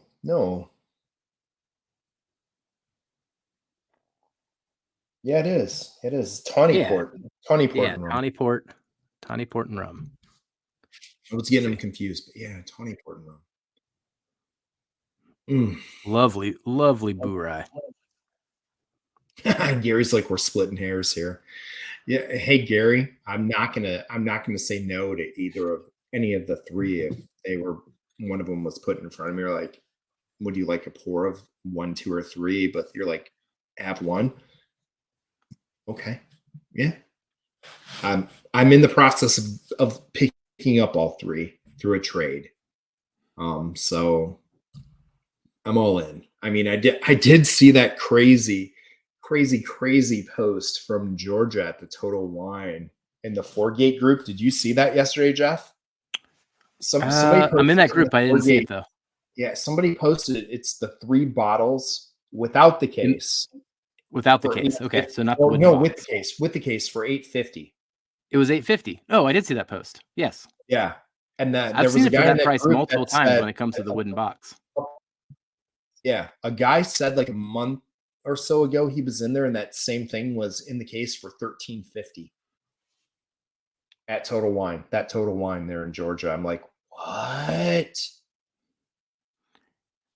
$8.50 says I only have 2 Four-Gates, the Burai and the Port Perry Perry. The Perry Perry. The Perry Perry so good. I regret not buying a Perry Perry. I would tell you if you can find the Calvin 4 to grab it. It's one of the ones that's going to sell out the quickest right now. It's got a lot of heat behind it from a lot of different influencers and channels. Some of the other ones are going to be around. You know, like I said, if you know the right places, you can find them. How long Four-Gate sticks around that way, I don't know because they are really picking up steam nationally as they start to get in some different markets. Like here in Illinois, they're finally in the Illinois market.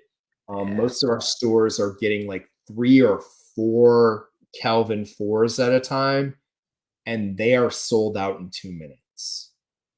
So, and I hope that keeps on happening for him. It's gonna go crazy. I know Texas has a lot of Four-Gate in the Dallas area and the Houston area. I know Indiana has a good amount. You can still find them in Kentucky. Do you get them in Ohio, Jeff? You have them in Ohio, correct? We do not get them in Ohio. I get them from Kentucky. So you're going right across to find them then, right? Okay. Yep. But gosh, I guess to complete the question, I would say Kelvin 4, the Barbosa Creek, and which ones are if you find 4x4, if you find the 4x4, like I said, that one's unlikely. You know, I hate telling people to get them because I want to buy them all. But if you find this 9-year finished in 4 square, aka 4x4, Four-Gate, 4 square, it's a 23-year-old rum cast that it was finished in. It's unbelievable. There were only 636 bottles that ever went to production. It's one of their lowest yield bottles that have come out besides the 14-year hazmat, which was 108 bottles. So 4x4 is one of my favorites. Eagle Thief is in my top 5. The 14-year, I mean, that just gets unicorn status. I can't put that in the top 5 because there wasn't. That's a different level. Yeah. Right. I'm just happy that I got I'm gonna say my top 5, and I'm gonna ask you this next. My top 5 Four-Gates. Number 1. Should I go backwards? I'll go backwards. Number 5. Number 5. Indiana Foundation 10. Okay.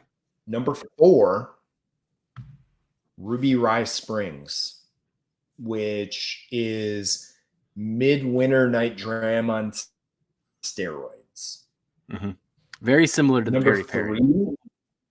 Yeah, Perry. I've got to compare that to Perry Perry. I haven't yet. I got to grab one of those. I'm behind the boat on that one. That's one of the next ones on my list other than this trade. Calvin 4 is going to come in at number 3. Okay. Number 2 is going to be 4x4. And number 1 was the 14-year. I mean, because it was so freaking good. The original, I'm going to tell you this, though. Easily swappable, but just as much of a unicorn. That original Indiana Foundation, which was like I've heard good things about that one. Batch 4. Yeah. That is probably number one, but like the odds of finding one of those is about 0. You've got better odds finding the 14-year just because there's a bunch of people trying to flip them on secondary for like $2,800. I've never seen the original Indiana Foundation on secondary. I have got to try it a couple times thanks to Blake Benson, and yes, it was really good. So I'm going to do my list, and when everybody hears my list, it means buy the number 5 when it comes out. But number 4, Kelvin number 1. Or no, not number 1. Let me reverse order. Number 5, Kelvin number 1. Number 4, the split stave Boo Rye, which I really enjoy. Number 3, that's my number 6. Number 3, the Kelvin 3. Number 2, the 4x4. And the number 1, Kelvin 4. So really 3 of my top, and I don't have a Kelvin 2. So 3 of my top 5, though, are Kelvin 1, 3, and 4. Like, keep that series going. So you think Kelvin 4 is better than 4x4? I do think Kelvin 4 is better than 4x4. Really? I love the 4x4. I do think sometimes the lower proof on the 4x4 holds it down comparatively when I put it against things head to head. If I drink it by itself, I'm in heaven. If I ever put it in a blind or compare it, that's where it gets just bumped out because of the proof or the lack of an over the top flavor. But on its own, it's amazing. Okay. Yeah, I don't know. That 4x4 it does things for me. I like the Kelvin 4, but man, 4x4. Well, 4x4 we'll have to save then for our finale. Then that's what it sounds like. Yeah, it does. If we do that, I'm going to crack one open with you.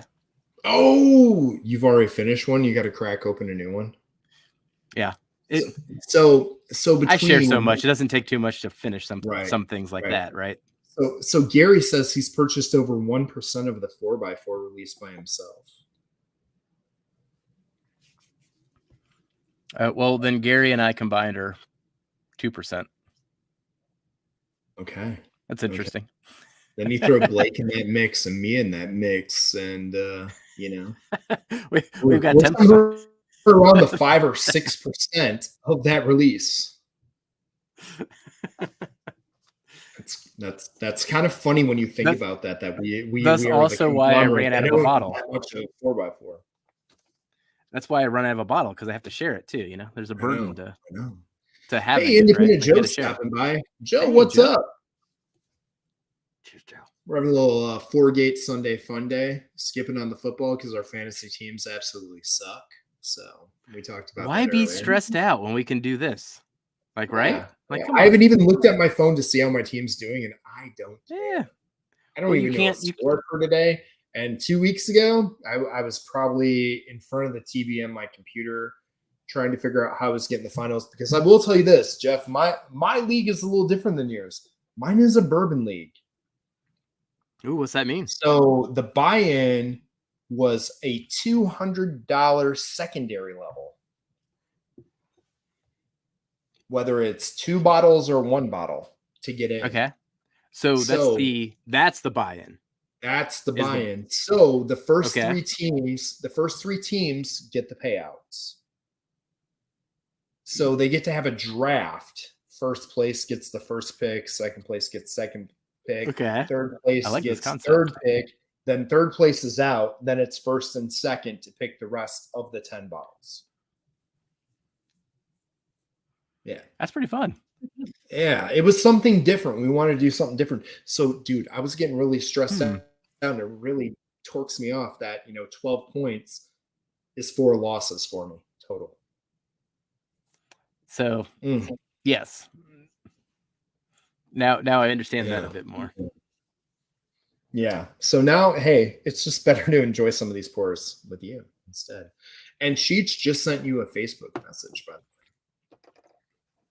Let's see what we got. Cheech used to call me. He doesn't call me anymore. I think I talked to him. I talked to him a few weeks ago. I just miss talking to him all the time. That's just gonna make me smile. Jeff has We'll all talk the later. MGP. We'll talk later, Cheech. Jeff's got a little bit of MGP, just a little. Just a little bit. You know, I did, man. I think that's the most fortunate thing, somewhat, about when I fell into this and what I fell in love with when I did, because there were text messages. So I got a buddy from high school that's into it with me, and when I was first getting into the bourbons, 2017, 2018, I would be like, dude, I just found this. Like, this is amazing. He's like, yeah, it's from Indiana. I was like, oh, okay. And then the next week, I'd be like, dude, I just found this. It's amazing. He's like, that's from Indiana too. And he just like kept reminding me, like, you're just picking MGP over and over again. You don't know this yet, but you're just keep picking it. And then that enabled me to like collect MGP single barrels back in 2018, right on the cusp of those drying up. So I still have some backups, but man, I didn't know what I had when I had it. Like, it was just pure luck. I've got to have a couple of those bottles with you. Mm-hmm. I just fell into that. That's just happenstance. Some of those 1833s, your old OKIs. Yeah. I've been privileged to have those with you. I've busted out the old. You've got to have some of my old untitled 14-year straight picks. Mm-hmm. You got that at Party in the Park when I brought that. Gave Blake one of those, so he has one for his collection. Because I mean, come on, that guy's got everything. He didn't have that. I had to get him one of those. Oh yeah, so good. Dunny just said the Lions came back and beat the Bears. Thank you for saving the Bears draft pick. That's all I can say for Bears fans. I'm not a Bears fan, but I live in Illinois, right on the Wisconsin border, and I'm surrounded by Packer fans. And I'm a Tampa fan and have been since the creamsicle and white. Not everyone knows Leroy Selman was our first round draft pick. I know these things. I'm an OG fan. I got to go out with those guys. My grandma worked for the team. Just to preface this, my grandma worked for the team in Tampa when she lived down there, and that was like a retirement job. So I got to go down there, go to the Sombrero, go out to dinner with her, and she set it up that I got to meet the players. So Doug Williams, Jimmy Giles, all those guys, man. I got to hang out with them. It was a great time. And from that point on, I was a Tampa fan. And my family were Bear fans. And everybody else I know was a Packer fan. So, yeah, I'm the odd man out. And hey, thanks, Brady. We got another championship. But my joke to all the Bears fans originally was, guess what? Tampa has a Super Bowl in this century, and you don't. And that was Brad Johnson. Come on. And then Brady got one. So, we got two in this century. The Bears have 0. I mean, I was raised a Browns fan and I moved to Cincinnati and I can't celebrate anything. So we'll just keep talking. I'll just, vicariously live through your celebration as a fan, because I just know misery. My childhood was getting pelted and made fun of by Bears and Packers fans. Come on. Once I got that gold in 2001, that like boom, champions in a century, Trent Dilfer champion. I had to go for it, man. Had to go for it. Happy man. Happy man at that point. Delrod to my Ohio teams. Ouch, ouch. I agree with that. Though I would say I've been a better person since I do this on my Sundays rather than like narrowed in on the TV. Oh my goodness. You are correct. You are correct. I couldn't have done what I did this morning if I was all in on the football. Like we had all the families over. We had Bridget's parents over. I had my parents over. Her mom's remarried, so her mom and her husband, everybody was here, and we do that every couple weeks and do the Sunday brunches. Like if I was all bought in on football, there'd be no way. There'd be no way because I'd be on my computer trying to tweak my lineups and do all these things. So this is a way better way to spend my Sunday than in front of the TV doing that, because I played with the even if kids. you I have a had winning, fun. even if you have a winning NFL team or a fantasy team, you're Mhm. miserable 40% of the time, no matter what. Like that's just like how it's designed. Like you're just miserable 40% of the Sundays, even if you're winning, let alone losing. It's like, gosh, that's no way to treat a Agreed. Sunday. I mean, you think that's bad? Try baseball. Well, that's a roller coaster ride too. That's a long game though. Every game means a little It less in does. It baseball. I guess does. it's streaking. 162 games. Like right Yeah. now, like people don't get it. Like right now is the whole season. Right now that we're in free agency, this is the whole season. Like this next month and a half are the defining moments that are going to make next season. When you look at the pitchers out there, this year we didn't expect a lot of pitching out there. You got Verlander now, you got DeGrom. Those are two game changers, man. I mean, 100% game changers. Got Aaron Judge out there that could go to the LA Dodgers. I mean, there's talk of that. That they said they're Do you going to think go he would all in. leave? Do you think he'll move? That's crazy. That's crazy to think about. I'm at liberty to say nothing, but I'll say a little bit of everything. Okay. Aaron Judge is the first homegrown Yankee player that has meant as much to the franchise as he does as Derek Jeter and Don Mattingly before him. I mean, this is going to define whether Brian Cashman carries on a legacy with the Yankees or not, truthfully. And I mean, we're seeing things where Aaron Judge has admitted that he thought he made a mistake when he passed the $213 million to stay there because of how this year went and how much the fans love him. And now he's stuck with having to make a decision when teams are going to throw even more at him. And there could be teams that throw more money at him now than the Yankees throw at him, and the possibility of him going back home to California where he's from.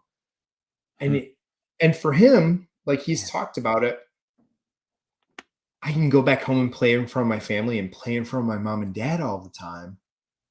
Or I can stay here and create a legacy that lasts a lifetime and beyond his lifetime. Because when you think about the Yankees players, I know you're either a Yankees fan or you're not in the world of baseball. But the legacy those homegrown players have, from Andy Pettitte, Jorge Posada, Bernie Williams, Don Mattingly, you go back along those lines and you're just like, holy cow. I mean, Reggie Jackson has a huge part of the Yankee lineage, but you don't hear him get talked about in the way you hear about Derek Jeter or even Bernie Williams, because he wasn't homegrown.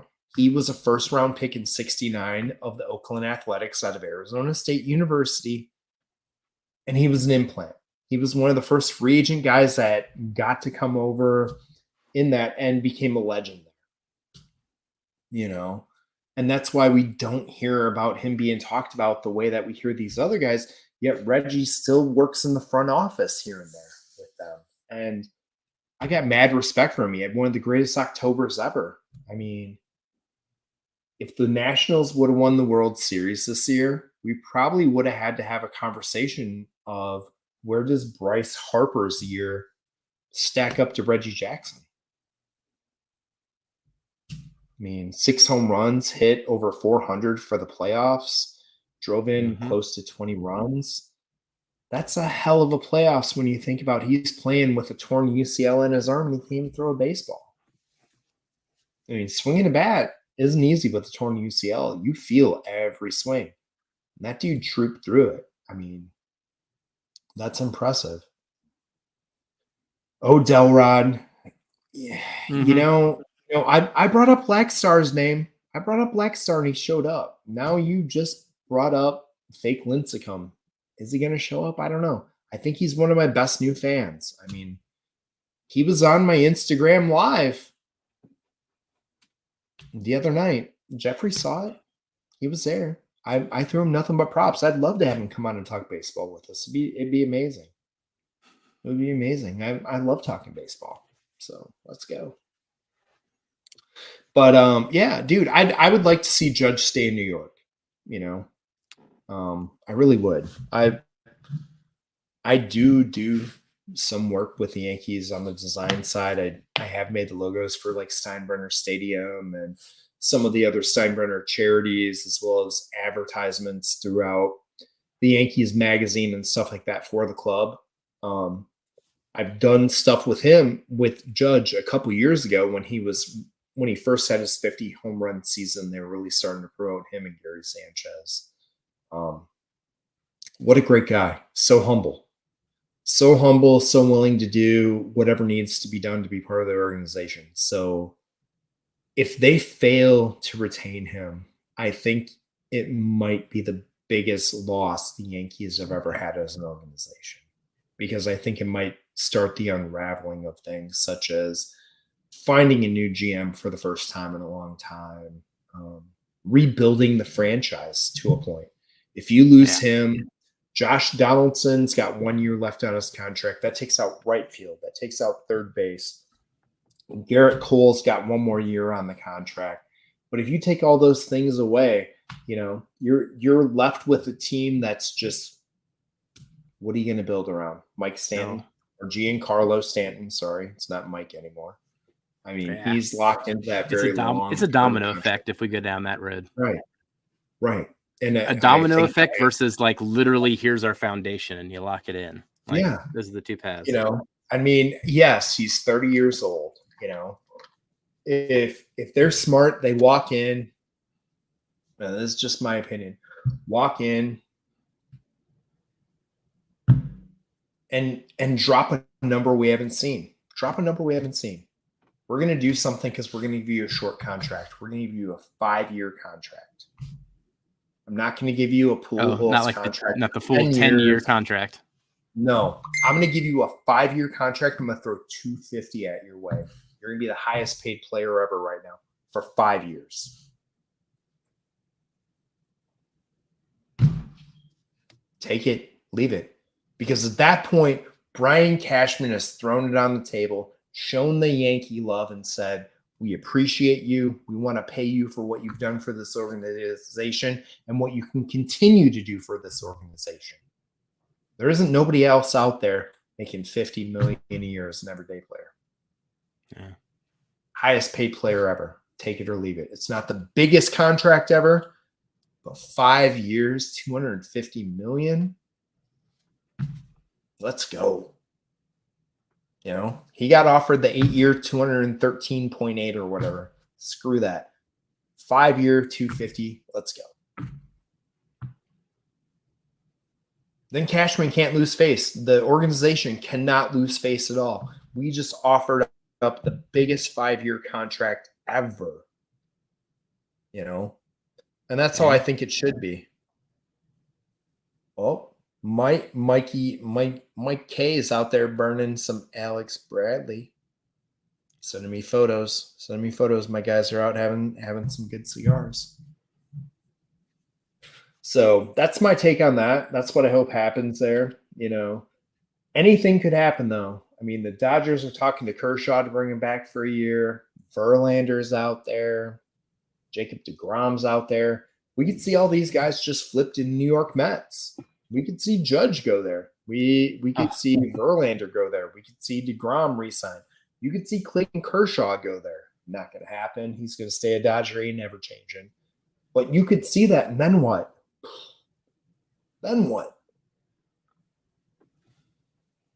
My odd man out in the baseball for this year, Anthony Rizzo. Anthony, you just walked out of a $16 million a year contract looking for a better deal at 35 years old, hitting 218. You're a great dude. You do great things for the community. You're an amazing teammate, great in the clubhouse, but 16 mils kind of a high number for the numbers that guy puts up at his age. I don't know what he's thinking. I don't know. You can't fault a guy for betting on himself sometimes.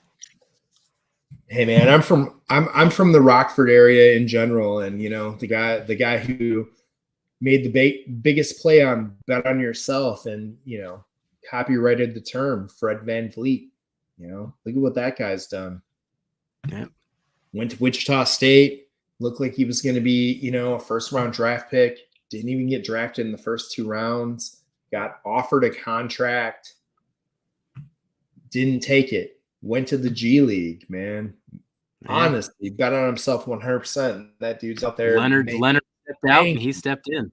Yeah, dude's making bank right now, and still back here living in Rockford in the off seasons, putting money back in the schools, doing kids camps for free in Rockford, not charging for them, doing 1 kids camp a year.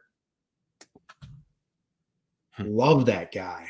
I mean, there are not a lot of NBA players that have been all-stars that are doing basketball camps in their hometown at a YMCA for free. That's money, man.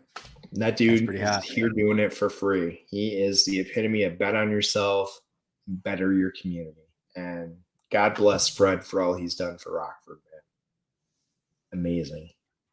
Absolutely amazing. All right, Jeff. So what are we on to now? Well, what do you say? 4x4? Is it 4x4 time? I think so. All right. I gotta go crack one. Oh, you're gonna do the uncracking.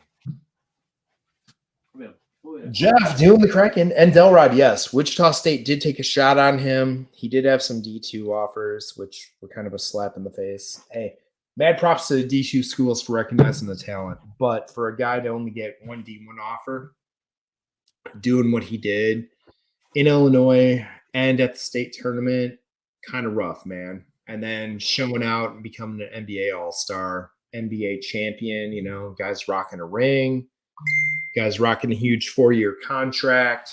Man, he's the epitome of what the NBA should be and the NBA player should be. That's my opinion. So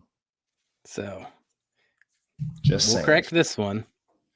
Oh, I'm gonna solo you for this, dude. Hold on. Yeah. Hold on. So I'll crack this one here. So I got the 4x4, but I'm not gonna crack this one. I'll keep this one for a future date.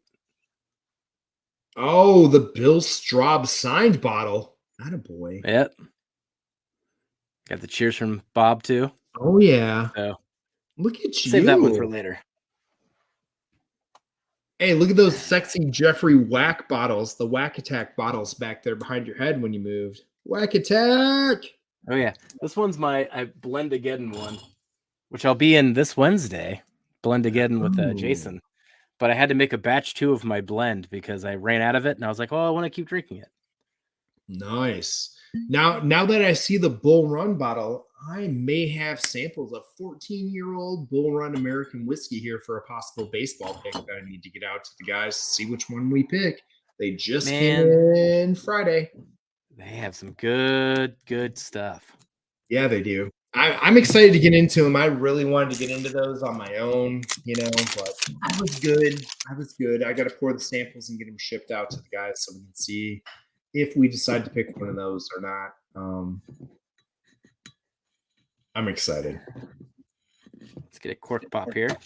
Dude, you got to get yourself a fancy-ass knife like we all have in our pockets. Just for bottle openings. Booyah! That's pretty good. Attaboy, Jeff. All right. Fresh glass. Attaboy.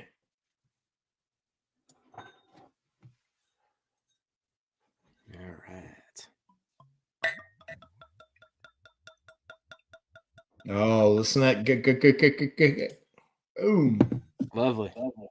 Hell yeah. Cheers, buddy. Cheers to you. That color. Oh, so good. Oh, so good. So good. That 23-year-old freaking rum influence, let me tell you. Oh, happy to have one of them open on the bar again. You know, I just have to look for the right occasion to do it. Oh, Dana asked what type of fancy knife. I need holiday gift ideas. Dana, I will send you ideas and links to those, by the way.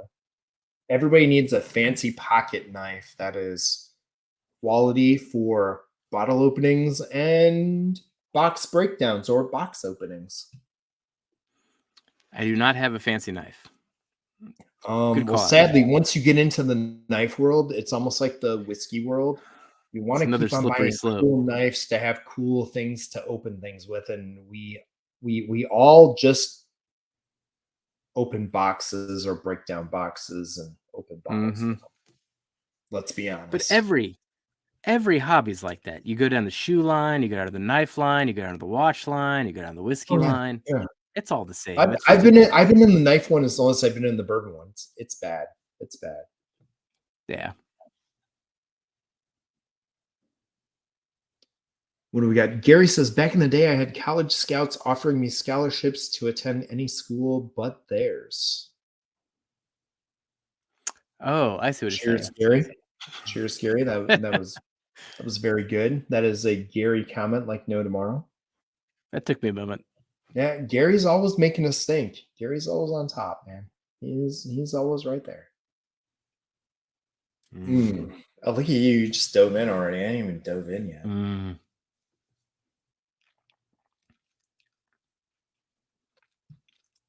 Oh. See, this one just shines mid-palate to the finish.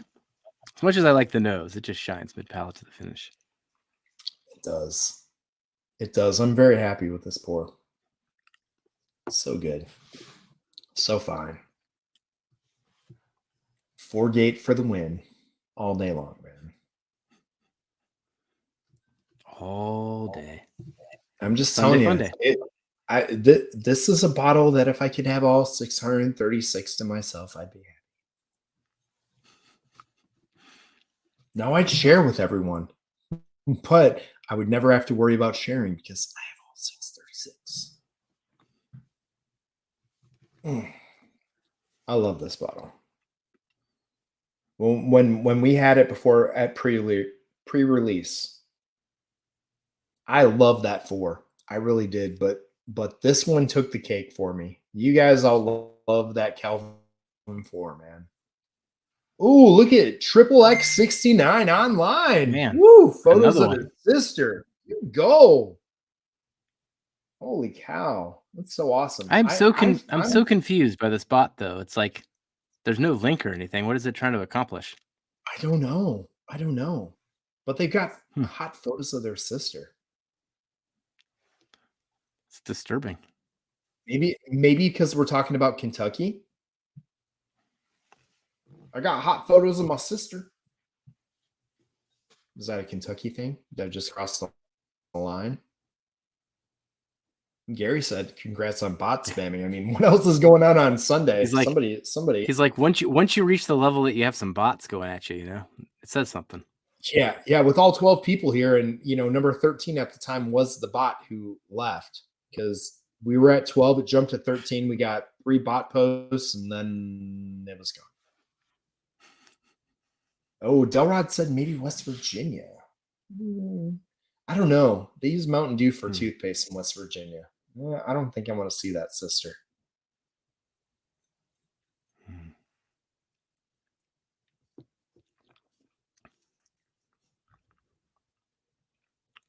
Oh, so good.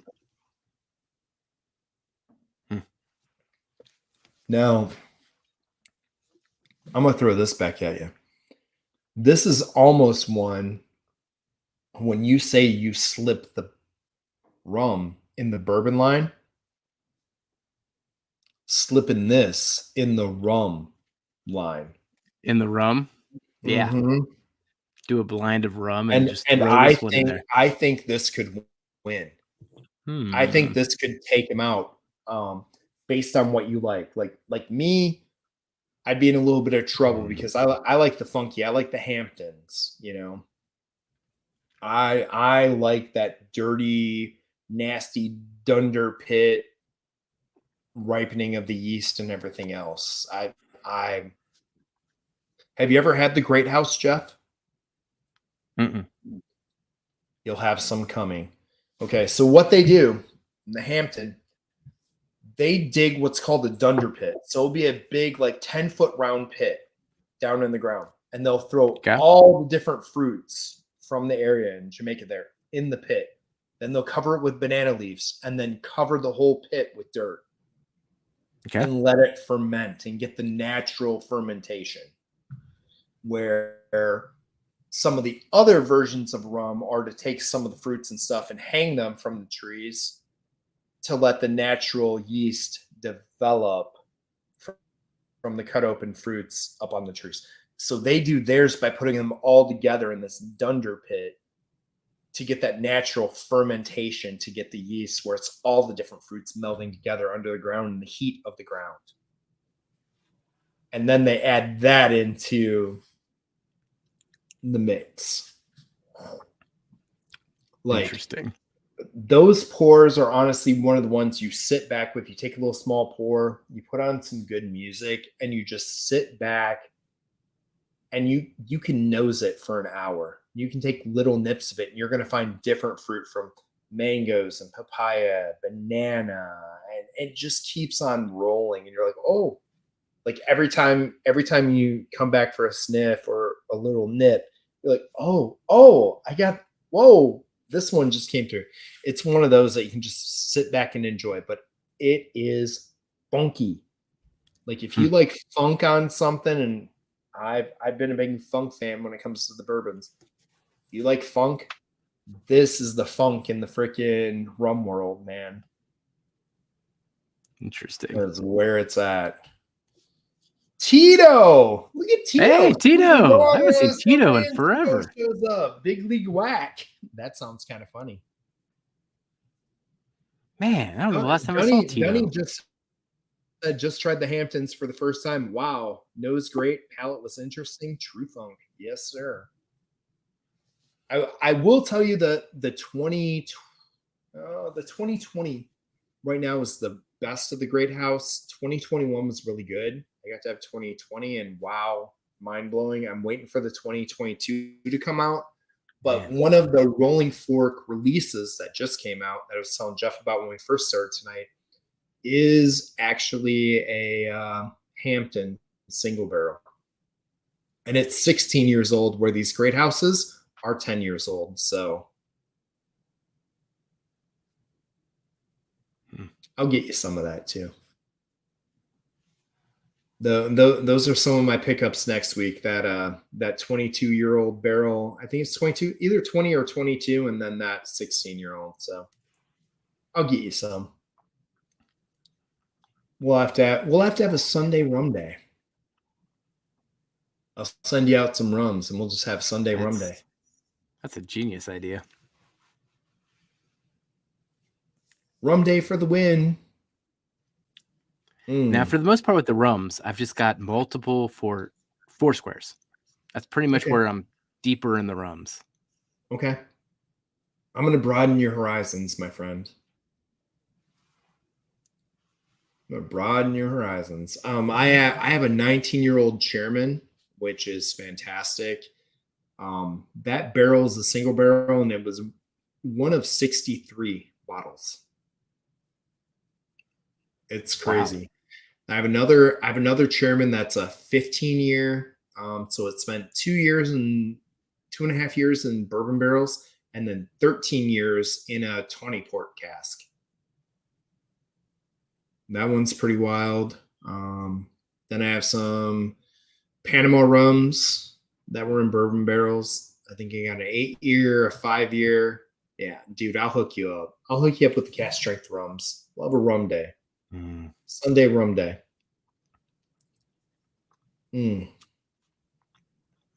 Oh, I apologize to Dana because Sunday rum day might not be the best thing ever. But we'll have fun.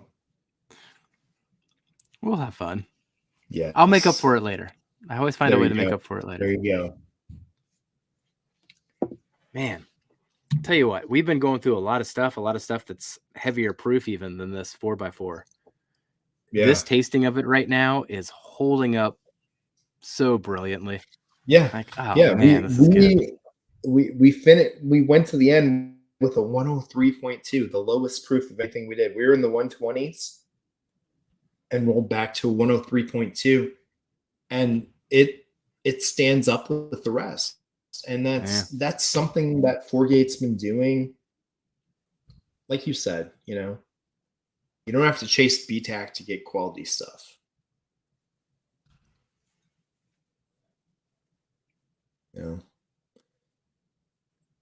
I like it. I enjoy it. Oh, there's just this like vanilla almond paste finish going on that just like lures me in so much. Yeah. And it doesn't even have like time of the year. It's about the right time of the year, man. Some overnight cookies. You know what I'm saying? Get you some overnight cookies right here, and that's what you're talking about, man. Oh, Kelsey's asking, have you tried any J. Henry and Sons? Yes, I have. I actually have the batch 2 of the La Flemme that should be here tomorrow. One of my friends picked it up. I have the cognac finish back behind me. I have the Patton Road. The Patton Road that I just got was a 5-year. I really wish I would have got the Patton Road 8 years that were out a year ago. I missed out on that. I think the La Flemme's what I just had, right, Kelsey? Isn't this one the La Flemme? That's it right there in Armagnac. Yeah, that's a Nancy Fraley blend with Joe Jr. Oh, it's so good. I still got a little bit left, Kelsey. Yeah. I didn't pour it all at once, Kelsey. I still got half of it left. Yeah. Nancy Fraley has worked with J. Henry. She does their Bellefontaine, which is their cognac finish, and has worked with them forever. And then they worked on the La Flemme, which first came out last year with John Henry Jr. So she, according to her Instagram, still hasn't got her batch 2, but batch 2 is out and about now. And crazy as it is in Wisconsin, we don't ever see it here until they do their special release and their dinner, which was last week. So it's awesome that Kelsey has it already. And that's some good shit. Because it just hit the shelves here this last week. So I'm excited to grab that because I had last year's. So good. So good. The 2021 LE of the J. Henry stuck out to me too. That was a sample I got from pretty sure Kelsey as well. But man. Hey, Will Zirk. Yeah, it is a pleasant surprise. I mean, you know, Jeffrey was like, you need to go back online, dude. So guess who's back again? I'm actually gonna stick around this time. I'll be around. I'll be doing some stuff. I'm not gonna have a set day. I'm just gonna do random stuff and pop up here and there. But there'll always be one during the week, something during the week. You know, so every week there will be something. I've got some live video, not live videos, but videos I've been filming or some reviews I'll just post. They're gonna be nothing special. They're just fun. Something to do, man. Look at this. We got the Aussies coming in. Chris Tats. Good day, Chris and Jeffrey from down under. About to start work, but thought I'd drop by and say hi. Tats, what's up? Sorry I missed you when you were in town, man. I had a lot of crazy stuff going on. Jeff knows the whole deets to everything. I haven't talked about it yet, but maybe that'll be a video for itself. I'm just, honestly, for anybody here, I am just really glad to be sitting in front of a camera actually talking to you guys again, and glad that I'll get to see everybody. So Hey, life is some crazy shit. Enjoy your bourbon, drink your bourbon. If you're waiting for a special day to drink some shit, I'm just going to say this. F you, drink it, because you might not ever get to drink it. You don't know. Sunday fun day. Honestly, don't know. Oh my God. So I have I'll tell you. Jeffrey, I have opened a lot of shit since I got to come back. So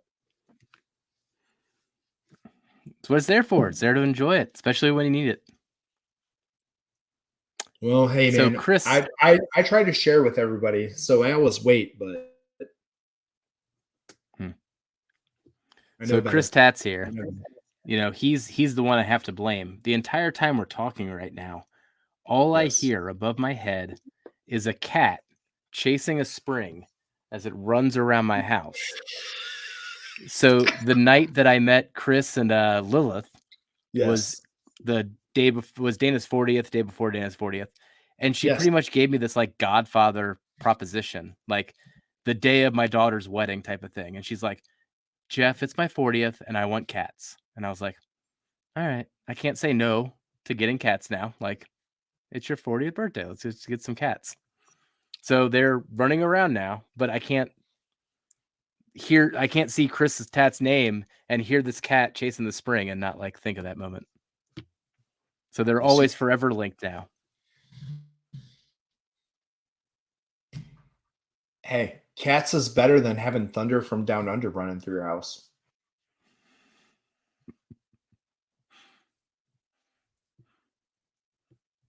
Yeah. Cheers, Will, too, man. Think about that. You could have had thunder from down under. That's what she could have asked for. She could have asked for anything. Yeah. She asked for 2 cats that are actually pretty awesome. They're pretty cool cats. See? Win. That's a win. That's a win. You can't go wrong. Oh, your glass is almost empty. What's the last pour going to be? What are we going to have? It doesn't have to be 4-gate. What's it going to be? Otherwise, I'm going to keep you on here too long, and it's going to be 3 hours in, and Dana is never going to let me live it down.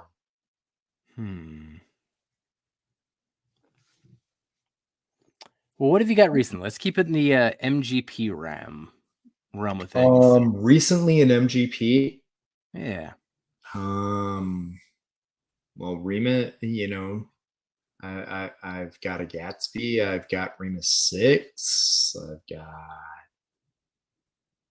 a Gatsby. Let's do the Gatsby next to the 4x4. That's actually kind of interesting. You want a Gatsby up? You want a Gatsby up? Gatsby up. Keep it the low. Keep it right around. I gotta crack mine open. Oh, you haven't even cracked mine open. I haven't cracked it yet. No, I was lucky enough that Dale, when he came up here, picked one up at the same time. Like, he got one at my local store when he came here from Missouri. He popped in my local store, and boom, she put a Gatsby on the shelf. So that's awesome. Dale, the Barrel King, I'm actually doing a sample from friends. That's going to be a new thing that I do. That's a little quick videos called Sample from Friends, and you gave me several, Dale. So that Barrel Kings is going to be on there. I got to get a little more information from you about each one of those so I can do it justice. So hold on, Zurich. You'll get to see the beautiful box, but for now you're going to see Jeffrey in solo because nobody wants to see me walking around. Solo. So as we get into the Gatsby here, I have to say, I live in Cincinnati. So Remus did shoot his wife in Eden Park that's like 5 miles away from my house. So whenever we go through this brand of Remus, I'm always like, it's an interesting character to immortalize in a brand. I don't know if everyone can go so deep in it, but off that moment in Eden Park when he shot his wife, he was also the first person to self-represent and also the first person that got himself off in a plea of insanity. It's a weird story. We got the bootlegger part of it. We got the bourbon side of it. But the other half of the story is pretty darn interesting. But we'll keep to the positive side of it with the Great Gatsby and all the epic parties that he used to throw that, inspired that book. And now that you've got the history, I got all types of bottles. Oh, you got both of them. Zerk, my kind of guy. I don't know what part of that story is the my kind of guy, but I imagine it's all of it. So the Volstead. Oh, what do we got here? I think Dale's sending me pictures of the Barrel King barrels so I can do those videos. Ooh. Perfect. There you go. Man, so yeah, Barrel I am the bad collector when it comes to it, like baseball cards. So yes, I have these. Mm-hmm. Yes, I have the other 6.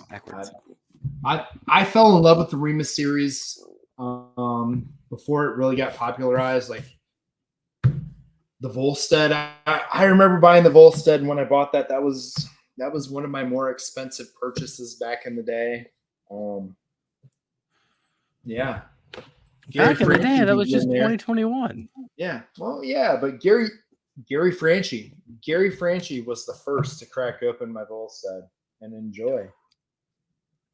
That was during my little hiatus, but he got into it, and it was very special to watch Gary get into it and enjoy it, and the look on his face when he got to. So, I mean, so this is low proof cast strength Butamus.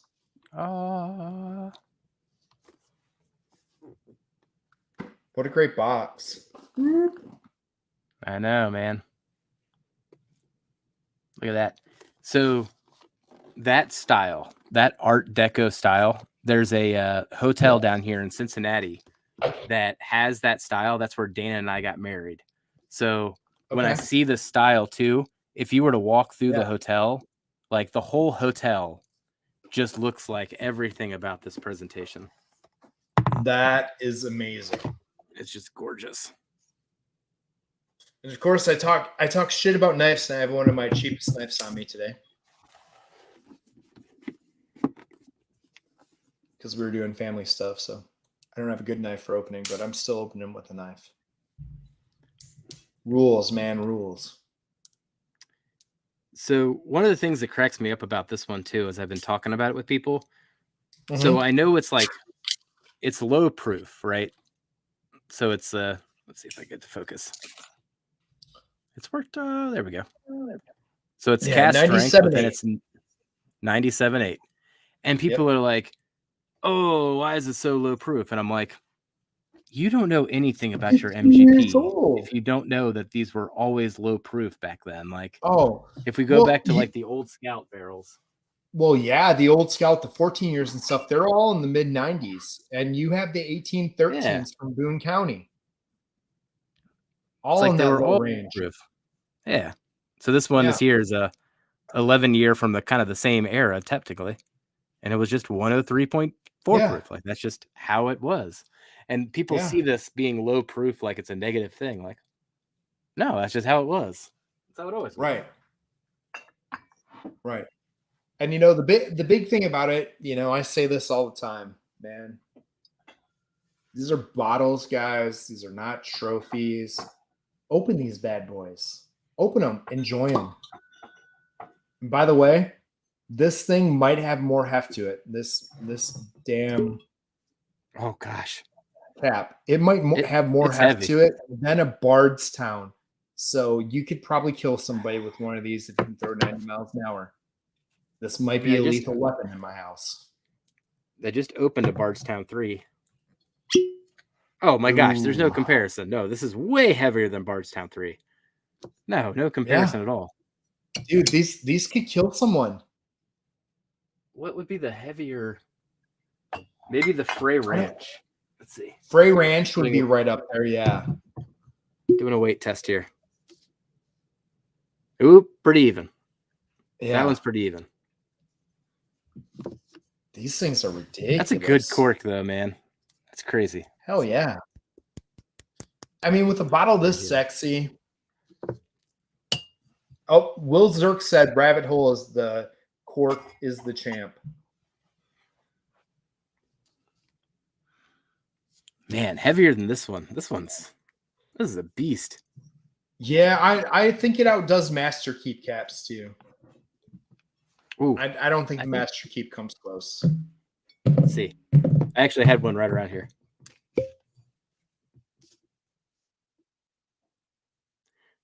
The Master Keep's a little lighter. Yep. Yeah.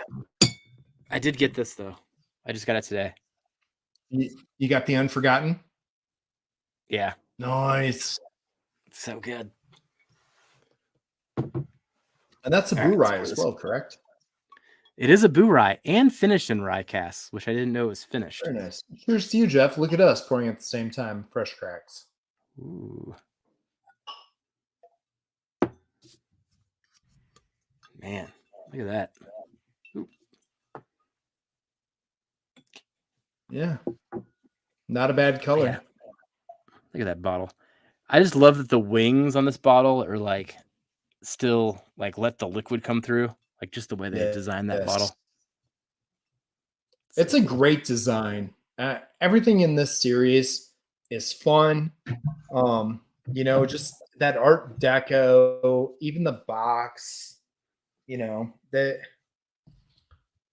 did a great job, you know. It's a great honor to an amazing bootlegger who, as you told his story, if nobody's ever read it, I suggest you go read his story and all the things he pulled off. All over. Holy shit. It'll blow your mind. Like the man was a mad genius who used to have his medicinal whiskey stolen by his own people to collect the insurance money on the shipments, but then bootleg the stuff that got stolen that wasn't going to pharmacies.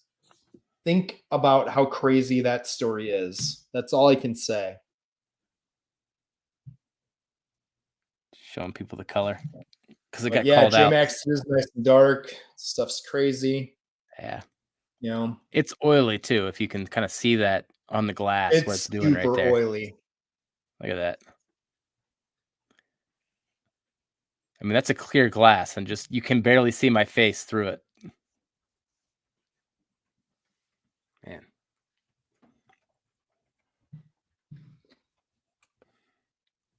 Damn, we opened the ring so we jumped up to 21 people, dude. Oh, dude, it's got, you can smell the barrel influence on this. Oh yeah.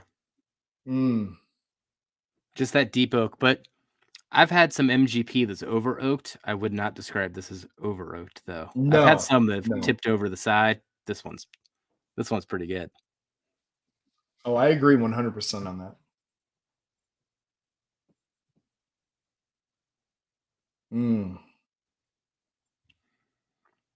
John W. Yes, I'm drinking out of Aged Nor Pours in the Park glass right now. Love these glasses. I love Aged Nor. I have a lot of their stuff. They're from the Illinois, right down the road. Also part of the ACBS, which we talked about earlier today. So yeah, I support the Aged Nor.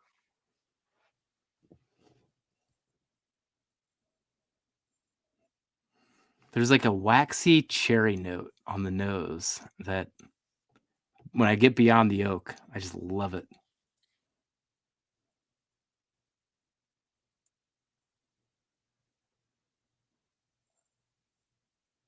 Yeah, you do get that cherry note you're talking about. It's almost like the old days walking into what was the name of the place? The Texas steak place where the peanut shells were all over the floor. Like a Texas Roadhouse? Yeah. Yeah. I mean, you don't get that peanut flavor, don't get me wrong, but that dusty peanut smell. There's an atmosphere to the air, essentially. Yeah, just big a density time. to it. And you get that smell from like the Rick House, you know. That dusty, just out there Rick House smell. But that cherry comes through, man. No. It's very viscous. You get that sweet oak flavor.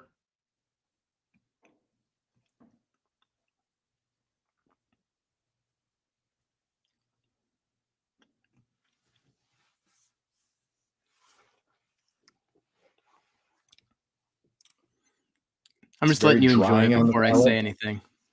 Yeah. Cherry.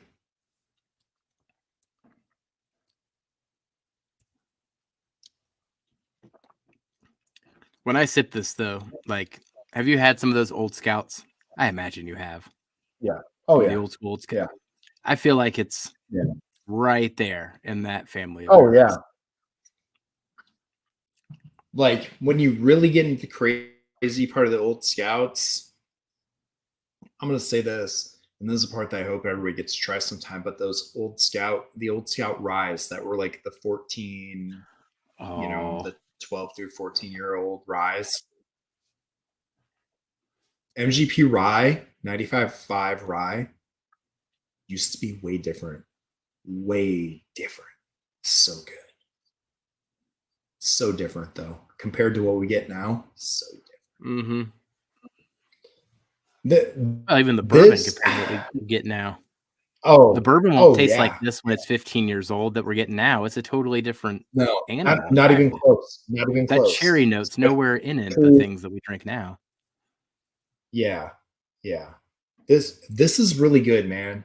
Like you were right. You get that cherry, you get that sweet oak.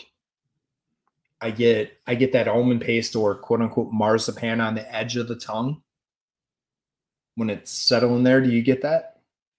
Oh, the marzipan.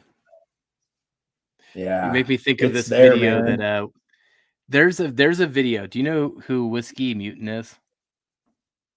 I Have you yes. heard? Did you see the video he did with the marzipan? There was a Halloween video. All right, we'll keep that Mm-mm. off to the side. Just Okay. remember that I had this conversation, and you need to look up this marzipan now that you called it out. Okay.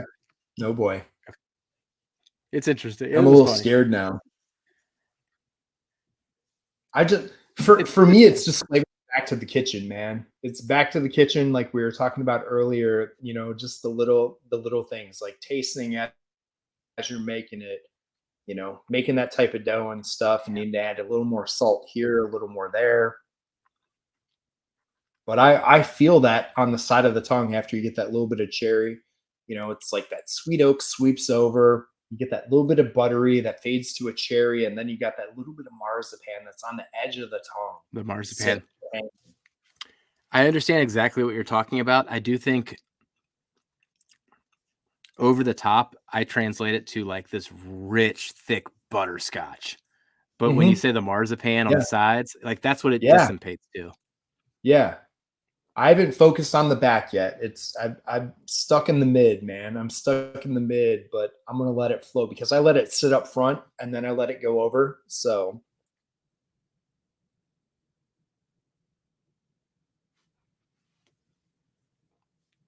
It's been a good weekend, Will. I cannot complain about how this weekend has gone. yeah, he did have some amazing people over. I was on video.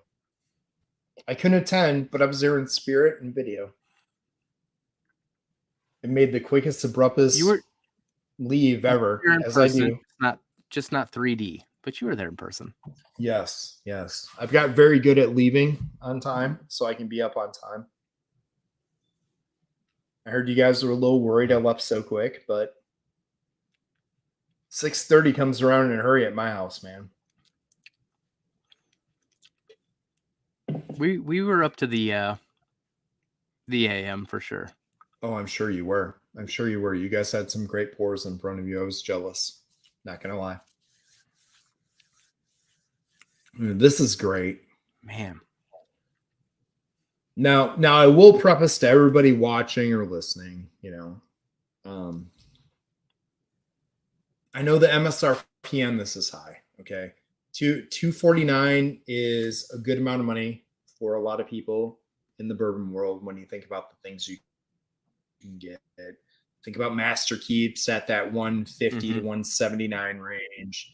You think about some of the other releases coming out.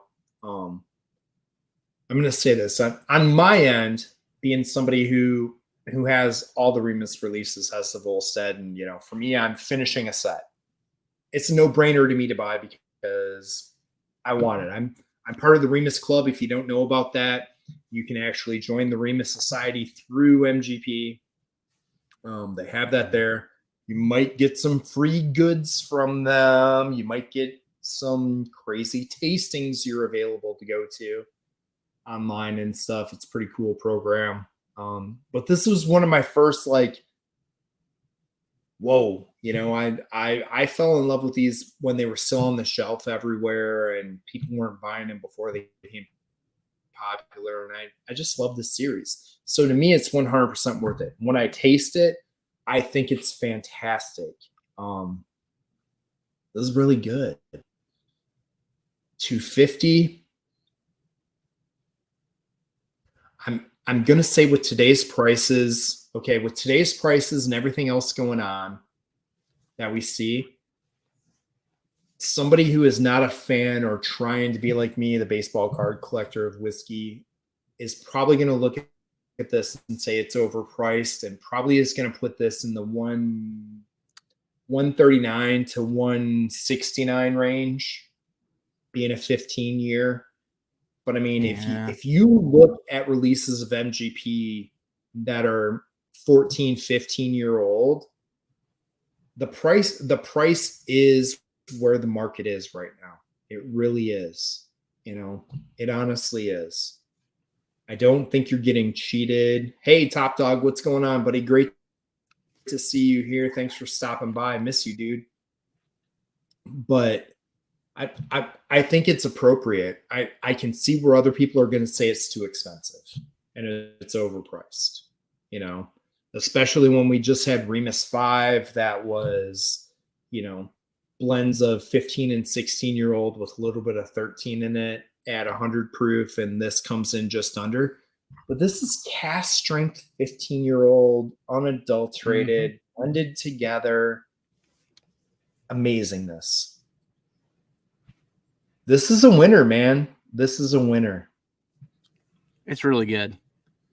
Man, it's presenting itself even better today than it has in the past, and I loved it before. Like, I'm so digging this right now. But I will say, like, the thing I think about too, like when you're talking about these low proof MGPs from this era, the 2005, 2008 era, not too much of it left. We're drying out. But if you were like thinking about buying an old Scout on secondary for 500, 600, 800, whatever Jeff, those they're are, 900 to 950 now.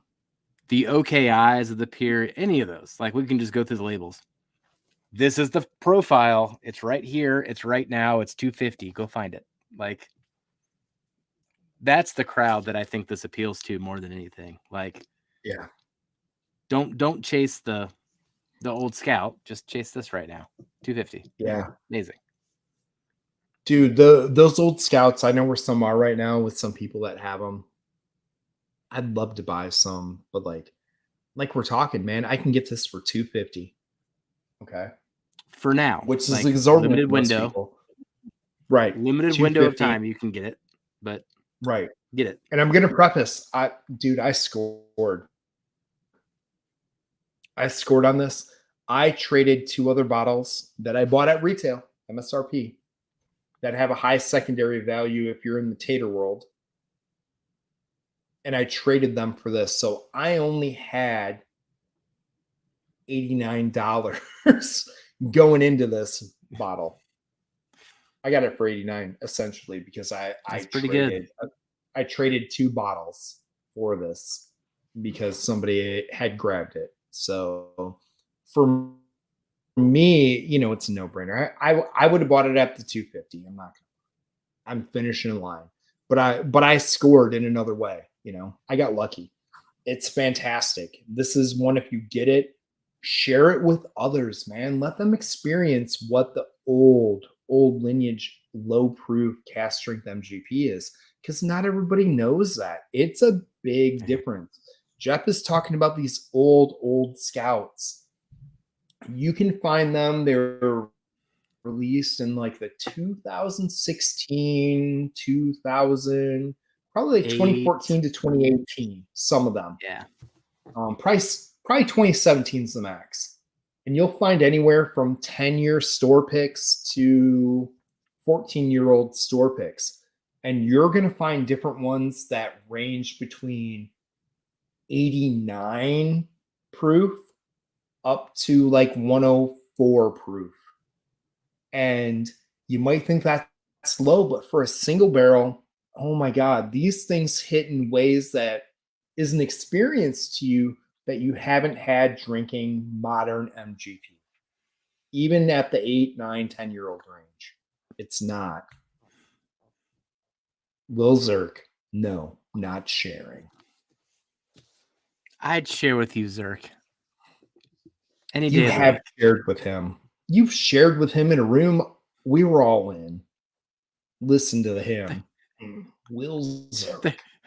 There's this really weird memory I have where I sat in a room with a washer and dryer in a corner while Will Zerk poured me a blind. You did. And I just sat there I patiently. know that room. Oh my goodness. Oh my goodness. That is so true. He says I'd share with you guys, but that's it. Bro, you've been on my back porch in the middle of the night. You've had some great shit here a few times on the back porch, let alone the dugout, man. You better share. You better share, you goofball. I miss you, man. I miss you. I hope you get up here soon. All you Ohio boys, man. I love you guys. Some of the greatest dudes I ever met. Crazy. You're all from Ohio. How's that happen? I got a thing for Ohio boys. I just said that. It's a little weird, but it is what it is. Some of my best bourbon friends are all Ohio boys. We knew how to be chill in the Midwest. Wack, Zerk, Benson, crazy ass Dustin, Bobby Bourbon Battalion, the other Bobby. You're all freaking from Ohio. Crazy, crazy fools, man. I love y'all. Hey, got Darrell. Jeff, hold the fort for 1 second. I gotta go do something. 1 second. All right, I'll hold the fort down. Hey, Darrell. Thanks for joining, buddy. So, we've been drinking the Gatsby for solid 15, 20 minutes here. Gosh, this thing is good. This thing actually presents itself better tonight than by prior tastings, and I was always really good with it too. And then we had the 4x4 before this. So the one thing I've been tempted to do the whole time, I'm just going to do it. We're going to do it. I've got a little bit left of the 4x4. I've got some Gatsby. I'm going to blend it. So a little rum, a little younger, just by a couple years. Let's mix those around.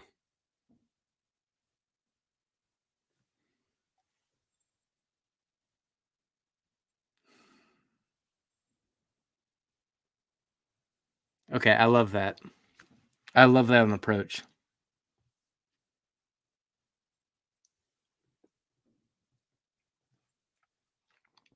It made it. Hold on. Wow. It made it sweeter. It kind of neutralized the oak a little bit. It made it present it more like a 12-year. I don't quite get the rum as much as I did other than the sweetness. That was really good. That was really good.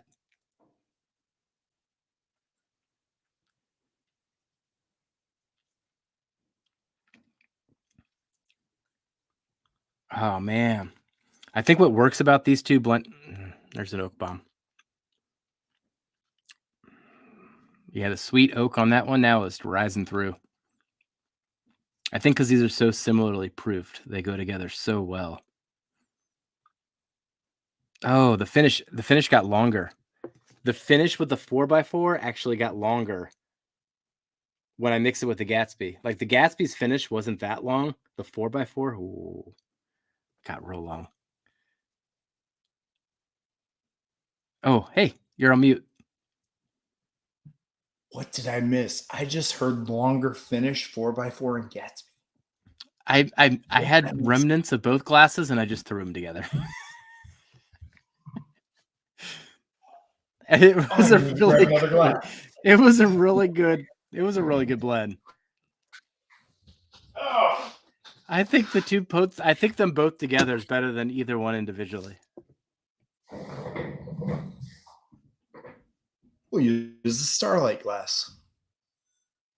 Who doesn't use the Starlight barrel tasting glass? You can't see it, but there you go. Either your hands are If you ever ginormous or had to pick that glass is small. there, bro, I got big ass hands. I can do bad things to baseballs. So a little bit, huh? Oh, a little bit and a little bit goes a long way. I just went little splash, and I'm gonna go little splash. Yeah. Because I haven't done it yet. Finish. I just got this bottle, and I gotta throw the big props out to one of my local dudes who always takes care of me. So little splash. I just saw I did it. Maybe a little more. That was really good. I really liked it. All the haters, hate on the Gatsby. It's freaking phenomenal. I know there's other channels and other influencers that have not had the greatest things to say about the Gatsby, but if you have never been down that road that me and Jeffrey are talking about with the old school MGPs, you're not gonna appreciate Gatsby for what it is. You're right not without the context. I love everybody. I appreciate their opinions. I'm not knocking them. I just want you to know, if you haven't had a lot of these older MGPs that were out there, the old Scouts, the old OKIs, the old 1813s, these really old MGPs, you're not going to understand what we have been privileged enough or financially broke ourselves to buy to taste these. They're completely different. Like, if you ever got into a dust, your favorite brands, whether it be turkey or something else, it's different. That's how this MGP is. I've been lucky enough to have really old National Distiller Inc. ryes that were only sold to the distillery workers that were 20 plus years old. They don't compare to modern day 95.5. They don't. They're amazing. And even a 10-year-old 95.5 right now is not even close to the same. And that's how this is. So if you haven't had it or had those old things, you're generally not going to have the appreciation for this Gatsby release compared to the MGP you're having today and have been lucky enough to have that's older today. It's just how it is. This is an epilogue to a book that we've been following for a while, and that book is ending. Like, these barrels are done. That 2005, 2008 period, it's done. And this is the epilogue right here. All right, I'm waiting for the blend, though. It really the blend is. reaction. I've got it right here, man. I've got it. Hey, Zerky, you said you can't wait for the renovated dugout. It is 23 foot of 3 rows of bourbon. And Jeffrey saw there's still a lot more on the floor. So unfortunately, we have to make new rows on the bottom. A little bit of bourbon. Never enough space. No, never enough. Never enough. You just get to that point that you know what you like, and you really quit chasing a lot of the releases and just go for certain things you like. 4 Gates. I like my old Carters when I can have a chance. There's certain lines I have, like ECBP and stuff, or the Remus. I'm going to keep on running that line. But there's a lot of stuff I'm just not going to run out there for every release that comes out anymore. I've got to that point. I know what I like, and just buying stuff to buy stuff, I can't do it. I'll go try it from now on, and be open to sampling it and things like that. But I'm not going to try to chase every bottle possible and, add them to the dugout. It ain't going to happen anymore. Yeah. We all went down that road and we tried to do that. And it was fun.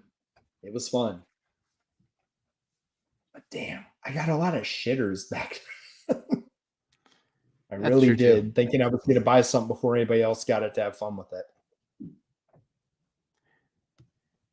Well, there's things that I just don't go back to when I'm on my own. Like, there are things I have on my bar that I'm happy when people come over. They're like, oh, you have that. I want to try that. I've never had that before. All right, go try that. I will never drink that bottle on my own, ever. Wow, dude. Wow, Jeff. Right?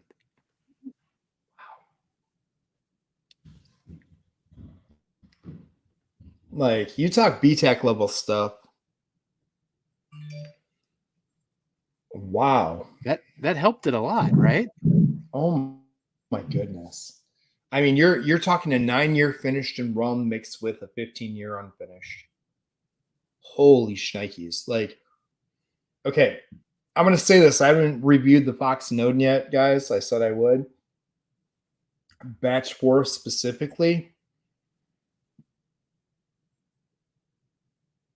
It's 99 proof, which would roughly come out to the same thing here. This is 103, and that's 97. It's right there.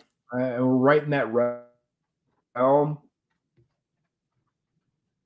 Not even close. But then I need, damn it. I'm going to get it. I'm going to get it because I want to try it next to it now. Damn it, Jeff.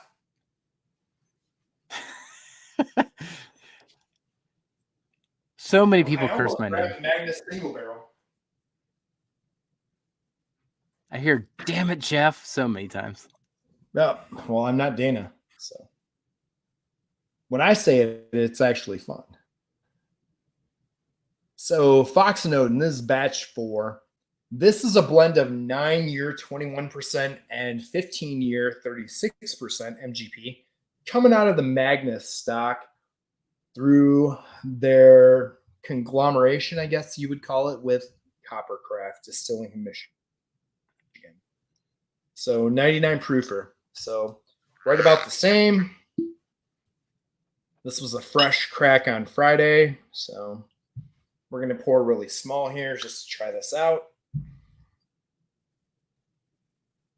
Top Dog says, trying not to buy next year. My plan is to put everything in a half. Mr. Whiskey Shit says, so much good stuff available. No sense wasting our lives hunting unicorns. No, man. I tell everybody this. Like, unicorns will show up when unicorns show up. And the more you hunt them, the more you will not find them. You will not. When you are least looking for a unicorn is when you will find a unicorn. So Top Dog's comment where he says put, he means cut. He's trying to cut his budget in half next year. Okay, that makes a lot of sense then. Yeah. Man, that's a hard thing to do too.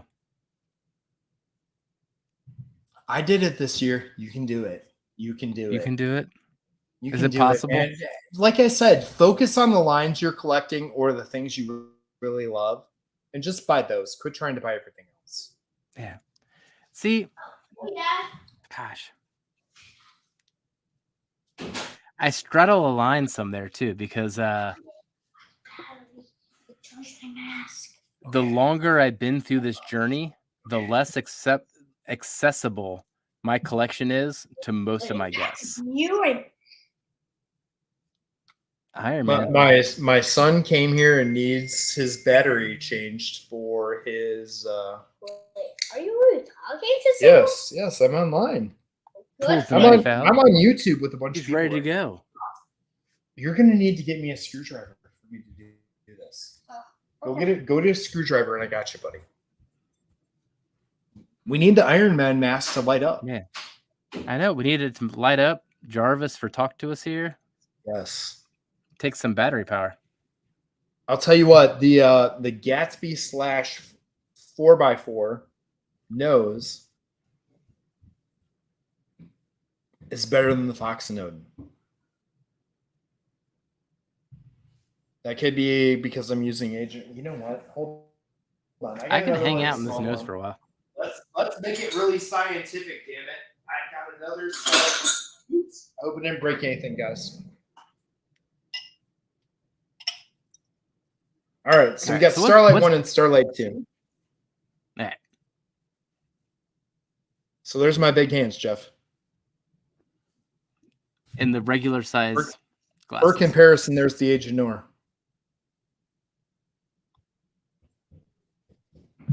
Just in case you wanted to figure that out. So, Delrod, the bodyguards are in the house. Delrod knows, man. The bodyguards protect the bourbon here. Okay, the nose changes when you get them both in the same. Swirl job. Swirl job desk. Ooh. Okay. So we're going to go with Fox Snowden here.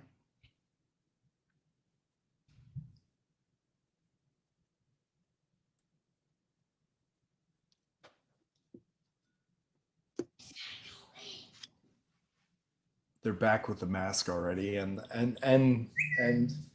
got the screwdriver. They've got the screwdriver. You gotta get Jarvis working here. I told it Iris I needed it, but she doesn't know where it is. All right. Well, then take it back upstairs. I'll come up later, and I will fix that with a screwdriver. I've got my drill. Is that the one that you can use on this? Of course, buddy. I've got the battery. We will fix Jarvis.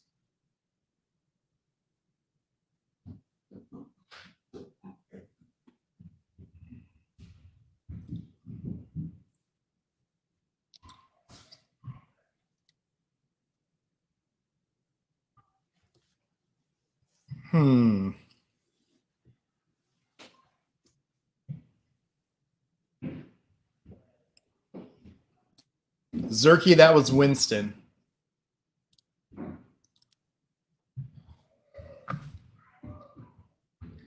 Dude, the Fox and Odin's hitting today.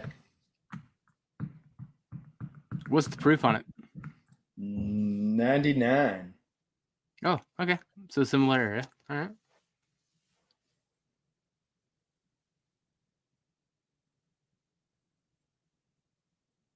Hold on.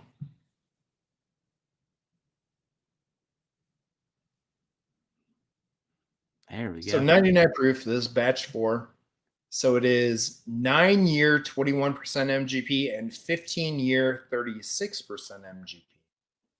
Just for anybody asking. Batch 1 and 2 did not fare well. Batch 3 and 4 are faring better with people. This is batch 4. So, man, it's not bad.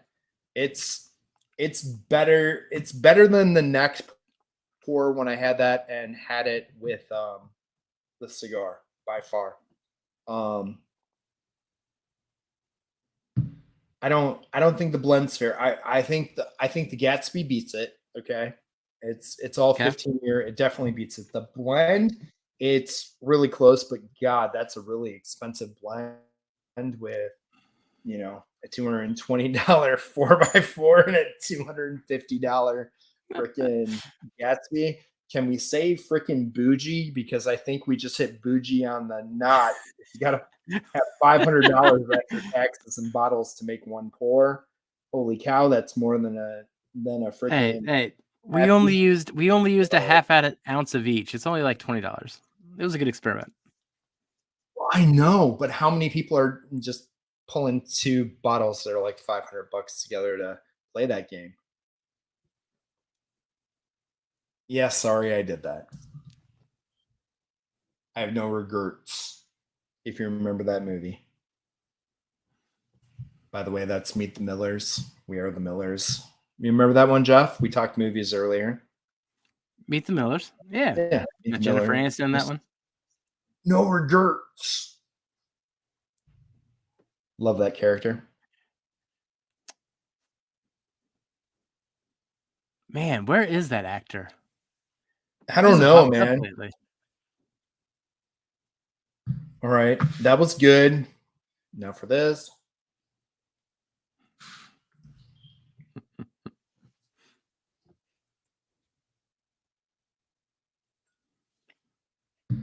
Honestly, holy shit.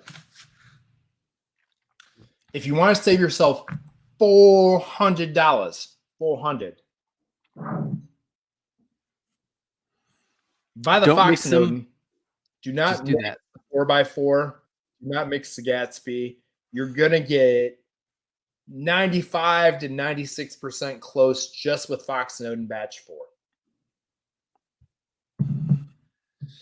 You heard it here first. We tried it. We went to town. Maybe that's a new video. Maybe I should do that comparison. How to be bougie versus how to be MSRP. I mean, Bruzel's mixing tasting notes together with real shit in a blender.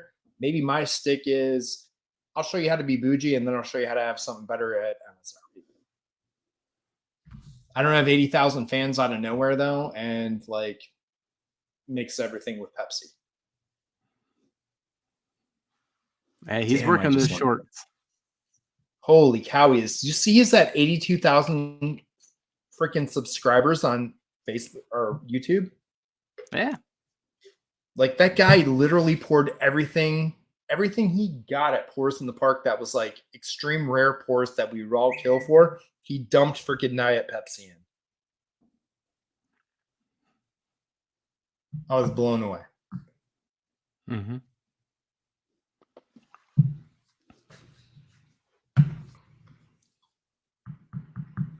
All right. So I'm going to do one last thing, and then we can wrap it up. We're at 3 hours. How'd that happen? Sunday Fun Day is real, dude. Sunday Fun Day. This has been absolutely fun. This is legit, dude. Oh, and you're wearing a Wilco shirt on top of it. There you go. Wilco will love you, baby. Mm-hmm.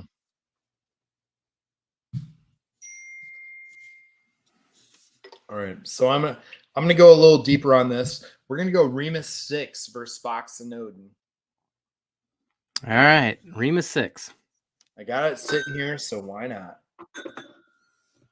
I'll give it a fresh crack, or not a fresh crack, but a fresh chance. Let's see, right around here. There it is. Remus 6, thanks to Delrod. Delrod found this one for me because they've been a little hard to come by here in Illinois unless you go to Binny's. And at Binny's, I'm going to tell you this. Holy shit, Binny's tax, folks. What's that mean? Well, recently we've noticed the bottles in the Binny's cabinet, the cabinet of, how do you say, cabinet of tears or, cabinet of I hate my life, the special cabinet. Everything has like a $20 to $30 tax on it compared to everywhere else. Like for some reason, they used to be right even with everybody else, but now we're seeing certain things be way more expensive. Like that was dangerous. Delrod or Mike D found this. Oh, yeah. Found this for me at what we would all consider MSRP.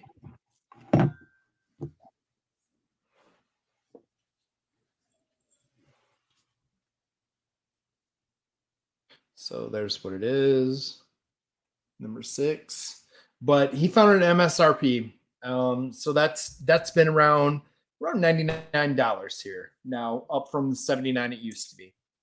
At Binny's, they're $129.97. Mm-hmm.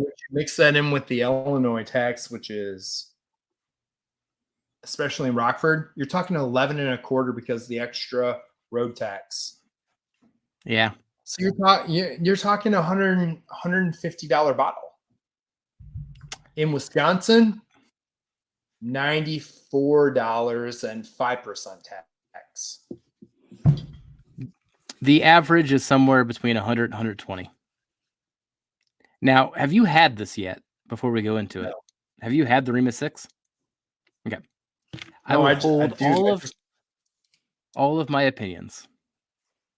I just took the crack off of it. So, fresh crack. Yeah, it wasn't that big of a crack, buddy. So, well,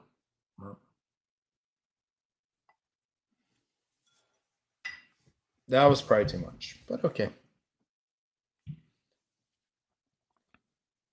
Cooking dinner is going to be fun. And we're going to compare it to Fox Snowden at the end of the day. We're going to try that. Is exactly what I'm going to do. After this, I'm going to go cook dinner. That's going to be the thing I'm doing. Yeah, that's what I'm doing next. They're waiting for me, and I need Tony Stark Jarvis battery changes. So a little bit of Fox Snowden. Keep this real. 48 has turned into MGP love. We love both MGP and 48, especially if you know me and Jeff. So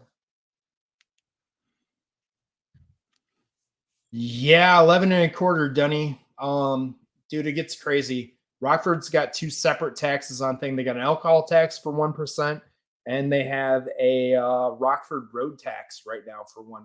So 9 and a quarter quickly becomes 11 and a quarter. It sucks. Thank God I live right on the border, like less than a baseball throw away.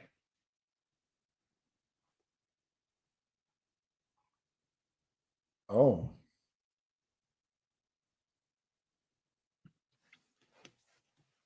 Oh.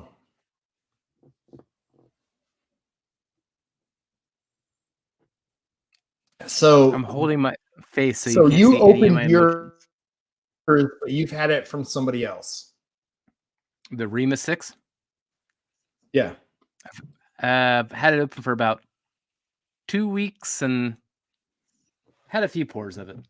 So experimented a little bit. Okay. Fox Snowden.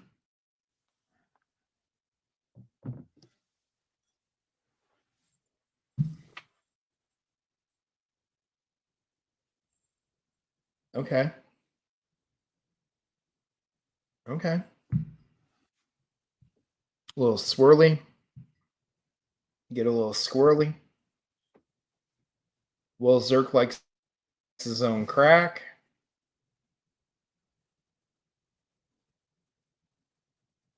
Oh. Do I recommend Fox and Odin or Joseph Magnus Triple Mash? That's a good question. Those triple mashes, though, have been changing. They have been. And I don't know which one you're going to run into. Like, I have a store that has one from like 3 years ago. Like, they've had them. They've sold one the whole time they've been there. I bought it. And the other 3 are still there. But like Jeff said, the newer ones are different because they're using different age stock. If you can find one that you know is like a 2018, 2019, I would buy that. I would buy that all day, hands down, right now. Especially because I see them at like $79. So it's going to save you $20. It's really good. I'd probably tell you if you could find it to buy. God, what's the other one? It's right up there right now. What else do they put out, Jeff? My brain's not working. Who? Magnus, the other one they put out. The one with the light whiskey in it. Yeah. Oh, shoot. I can picture the label and I can't think of the name. I know. Hold on. Someone can help us out here. What's the other Joseph Magnus release? It's right here. The Murray Hill Club. Murray Hill. There we go. Murray Hill Club. Sorry, guys. Sorry, I had to walk away. I couldn't remember right off the top of my head.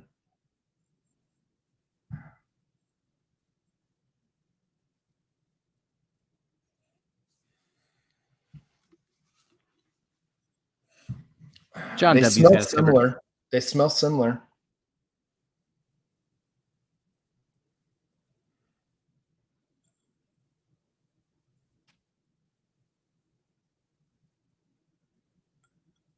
Wow. Oh, wow.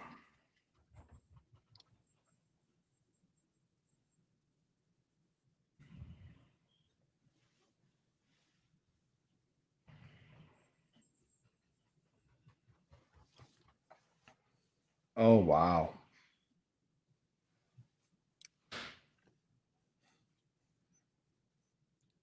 I don't have the comparison that you have, but I have opinions. So I'm going to hold my opinions. Dude, I have my opinion of this right now. It's not good. Of which one?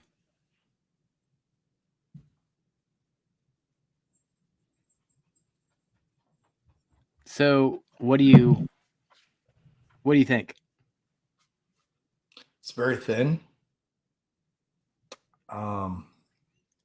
It's not viscous. It's very thin. There's not much of a finish. That's not an initial crack, initial pour.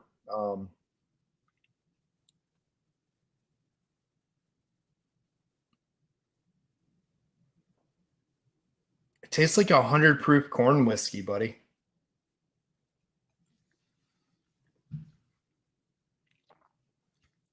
Now, it's not holding up compared to what we've had tonight. So no. Fair shake on that. That's hard to live up to, but like it's got something on the edge of the tongue.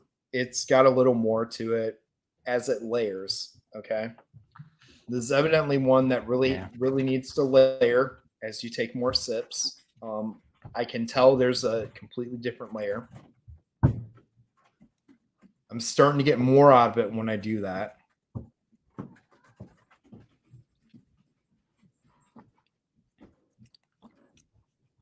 You'll have to give this a fresh shake later, but your corn whiskey note, I understand 100% based on what we drank tonight. It is emerging through, but I think that's influenced by what we drank. I think it is too. And like I'm saying, this is really a pour that layers. I feel like every little bit I had layered a little more on the tongue, and I got a little bit more.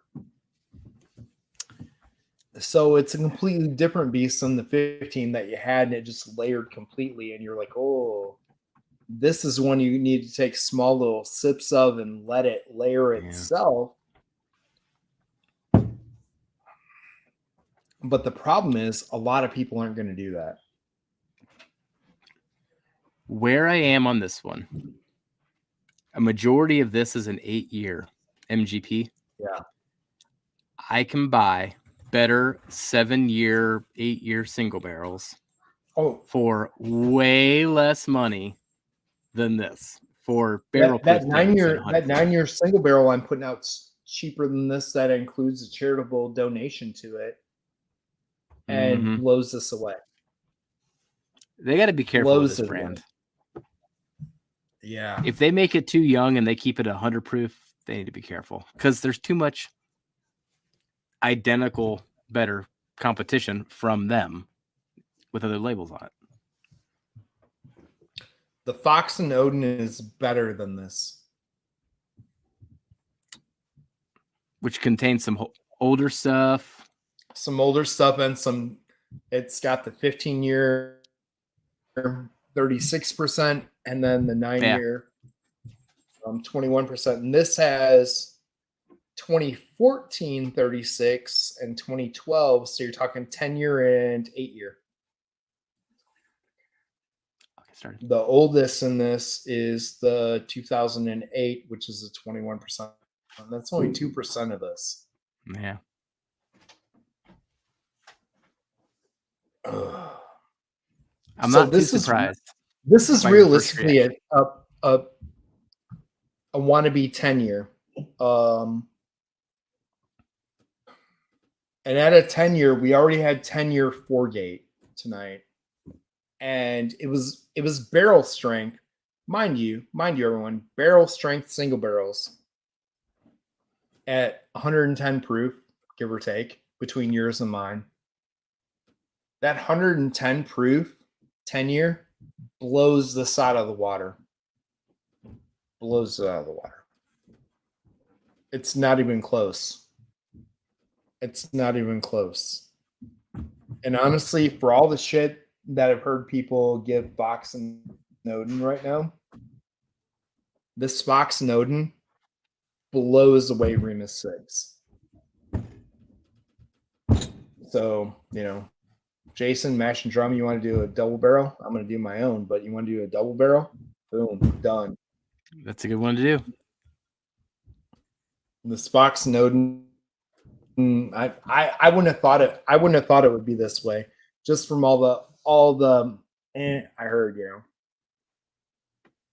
Tito, have a good one, buddy. Tell your son to have a great game, bud. Yeah, cheers, Tito. Good luck to him. But yeah, seriously, Chris, it's time for us to sign off. It's time for me to turn into a pumpkin and go make some dinner. Good, buddy. I would buy more Fox and Odin than I would Remus 6, guys. Well, like Jeff said, it's time for us to sign off. It's my comeback stream. Haven't been on. You'll see me more. I got some videos coming out. They're reviews. They're my opinion. They don't mean shit. But if you want to listen to them, I appreciate it. And if you don't, I still appreciate you all. But anyways, thank you for coming out. Thank you for a Sunday fun day. Jeffrey, thank you for hanging out with me. Time to make dinner. I know you're making dinner. What are you making? Making something good? Oh, I got to make some chicken tenders and some stewed carrots and some potatoes and onion medley. We'll see. Nice. I'm going to go get in trouble. Nice. Well, I am making a cavatappi pasta with a fresh brie cream sauce with fresh cranberries and gala apples and smoked pheasant. So, wow, way to upstage me. Mama's been waiting, and she said she'd take care of the kids if I threw down and busted out my fall pasta to her that I do like once or twice a year. So it's time to make it happen. All right, time to make it happen. All right, everybody, thanks for coming out. I'll be out here next week. Thank you, Jeffrey, and hello again, whiskey friends, for taking the time to hang out with me and Big League Bourbon. It's been a hot minute, but I appreciate all of you for coming out, and I look forward to seeing all of you next time. Cheers, everybody. Enjoy your whiskey. Cheers. It's not a trophy. Drink it. Catch you later, buddy. Later, boss.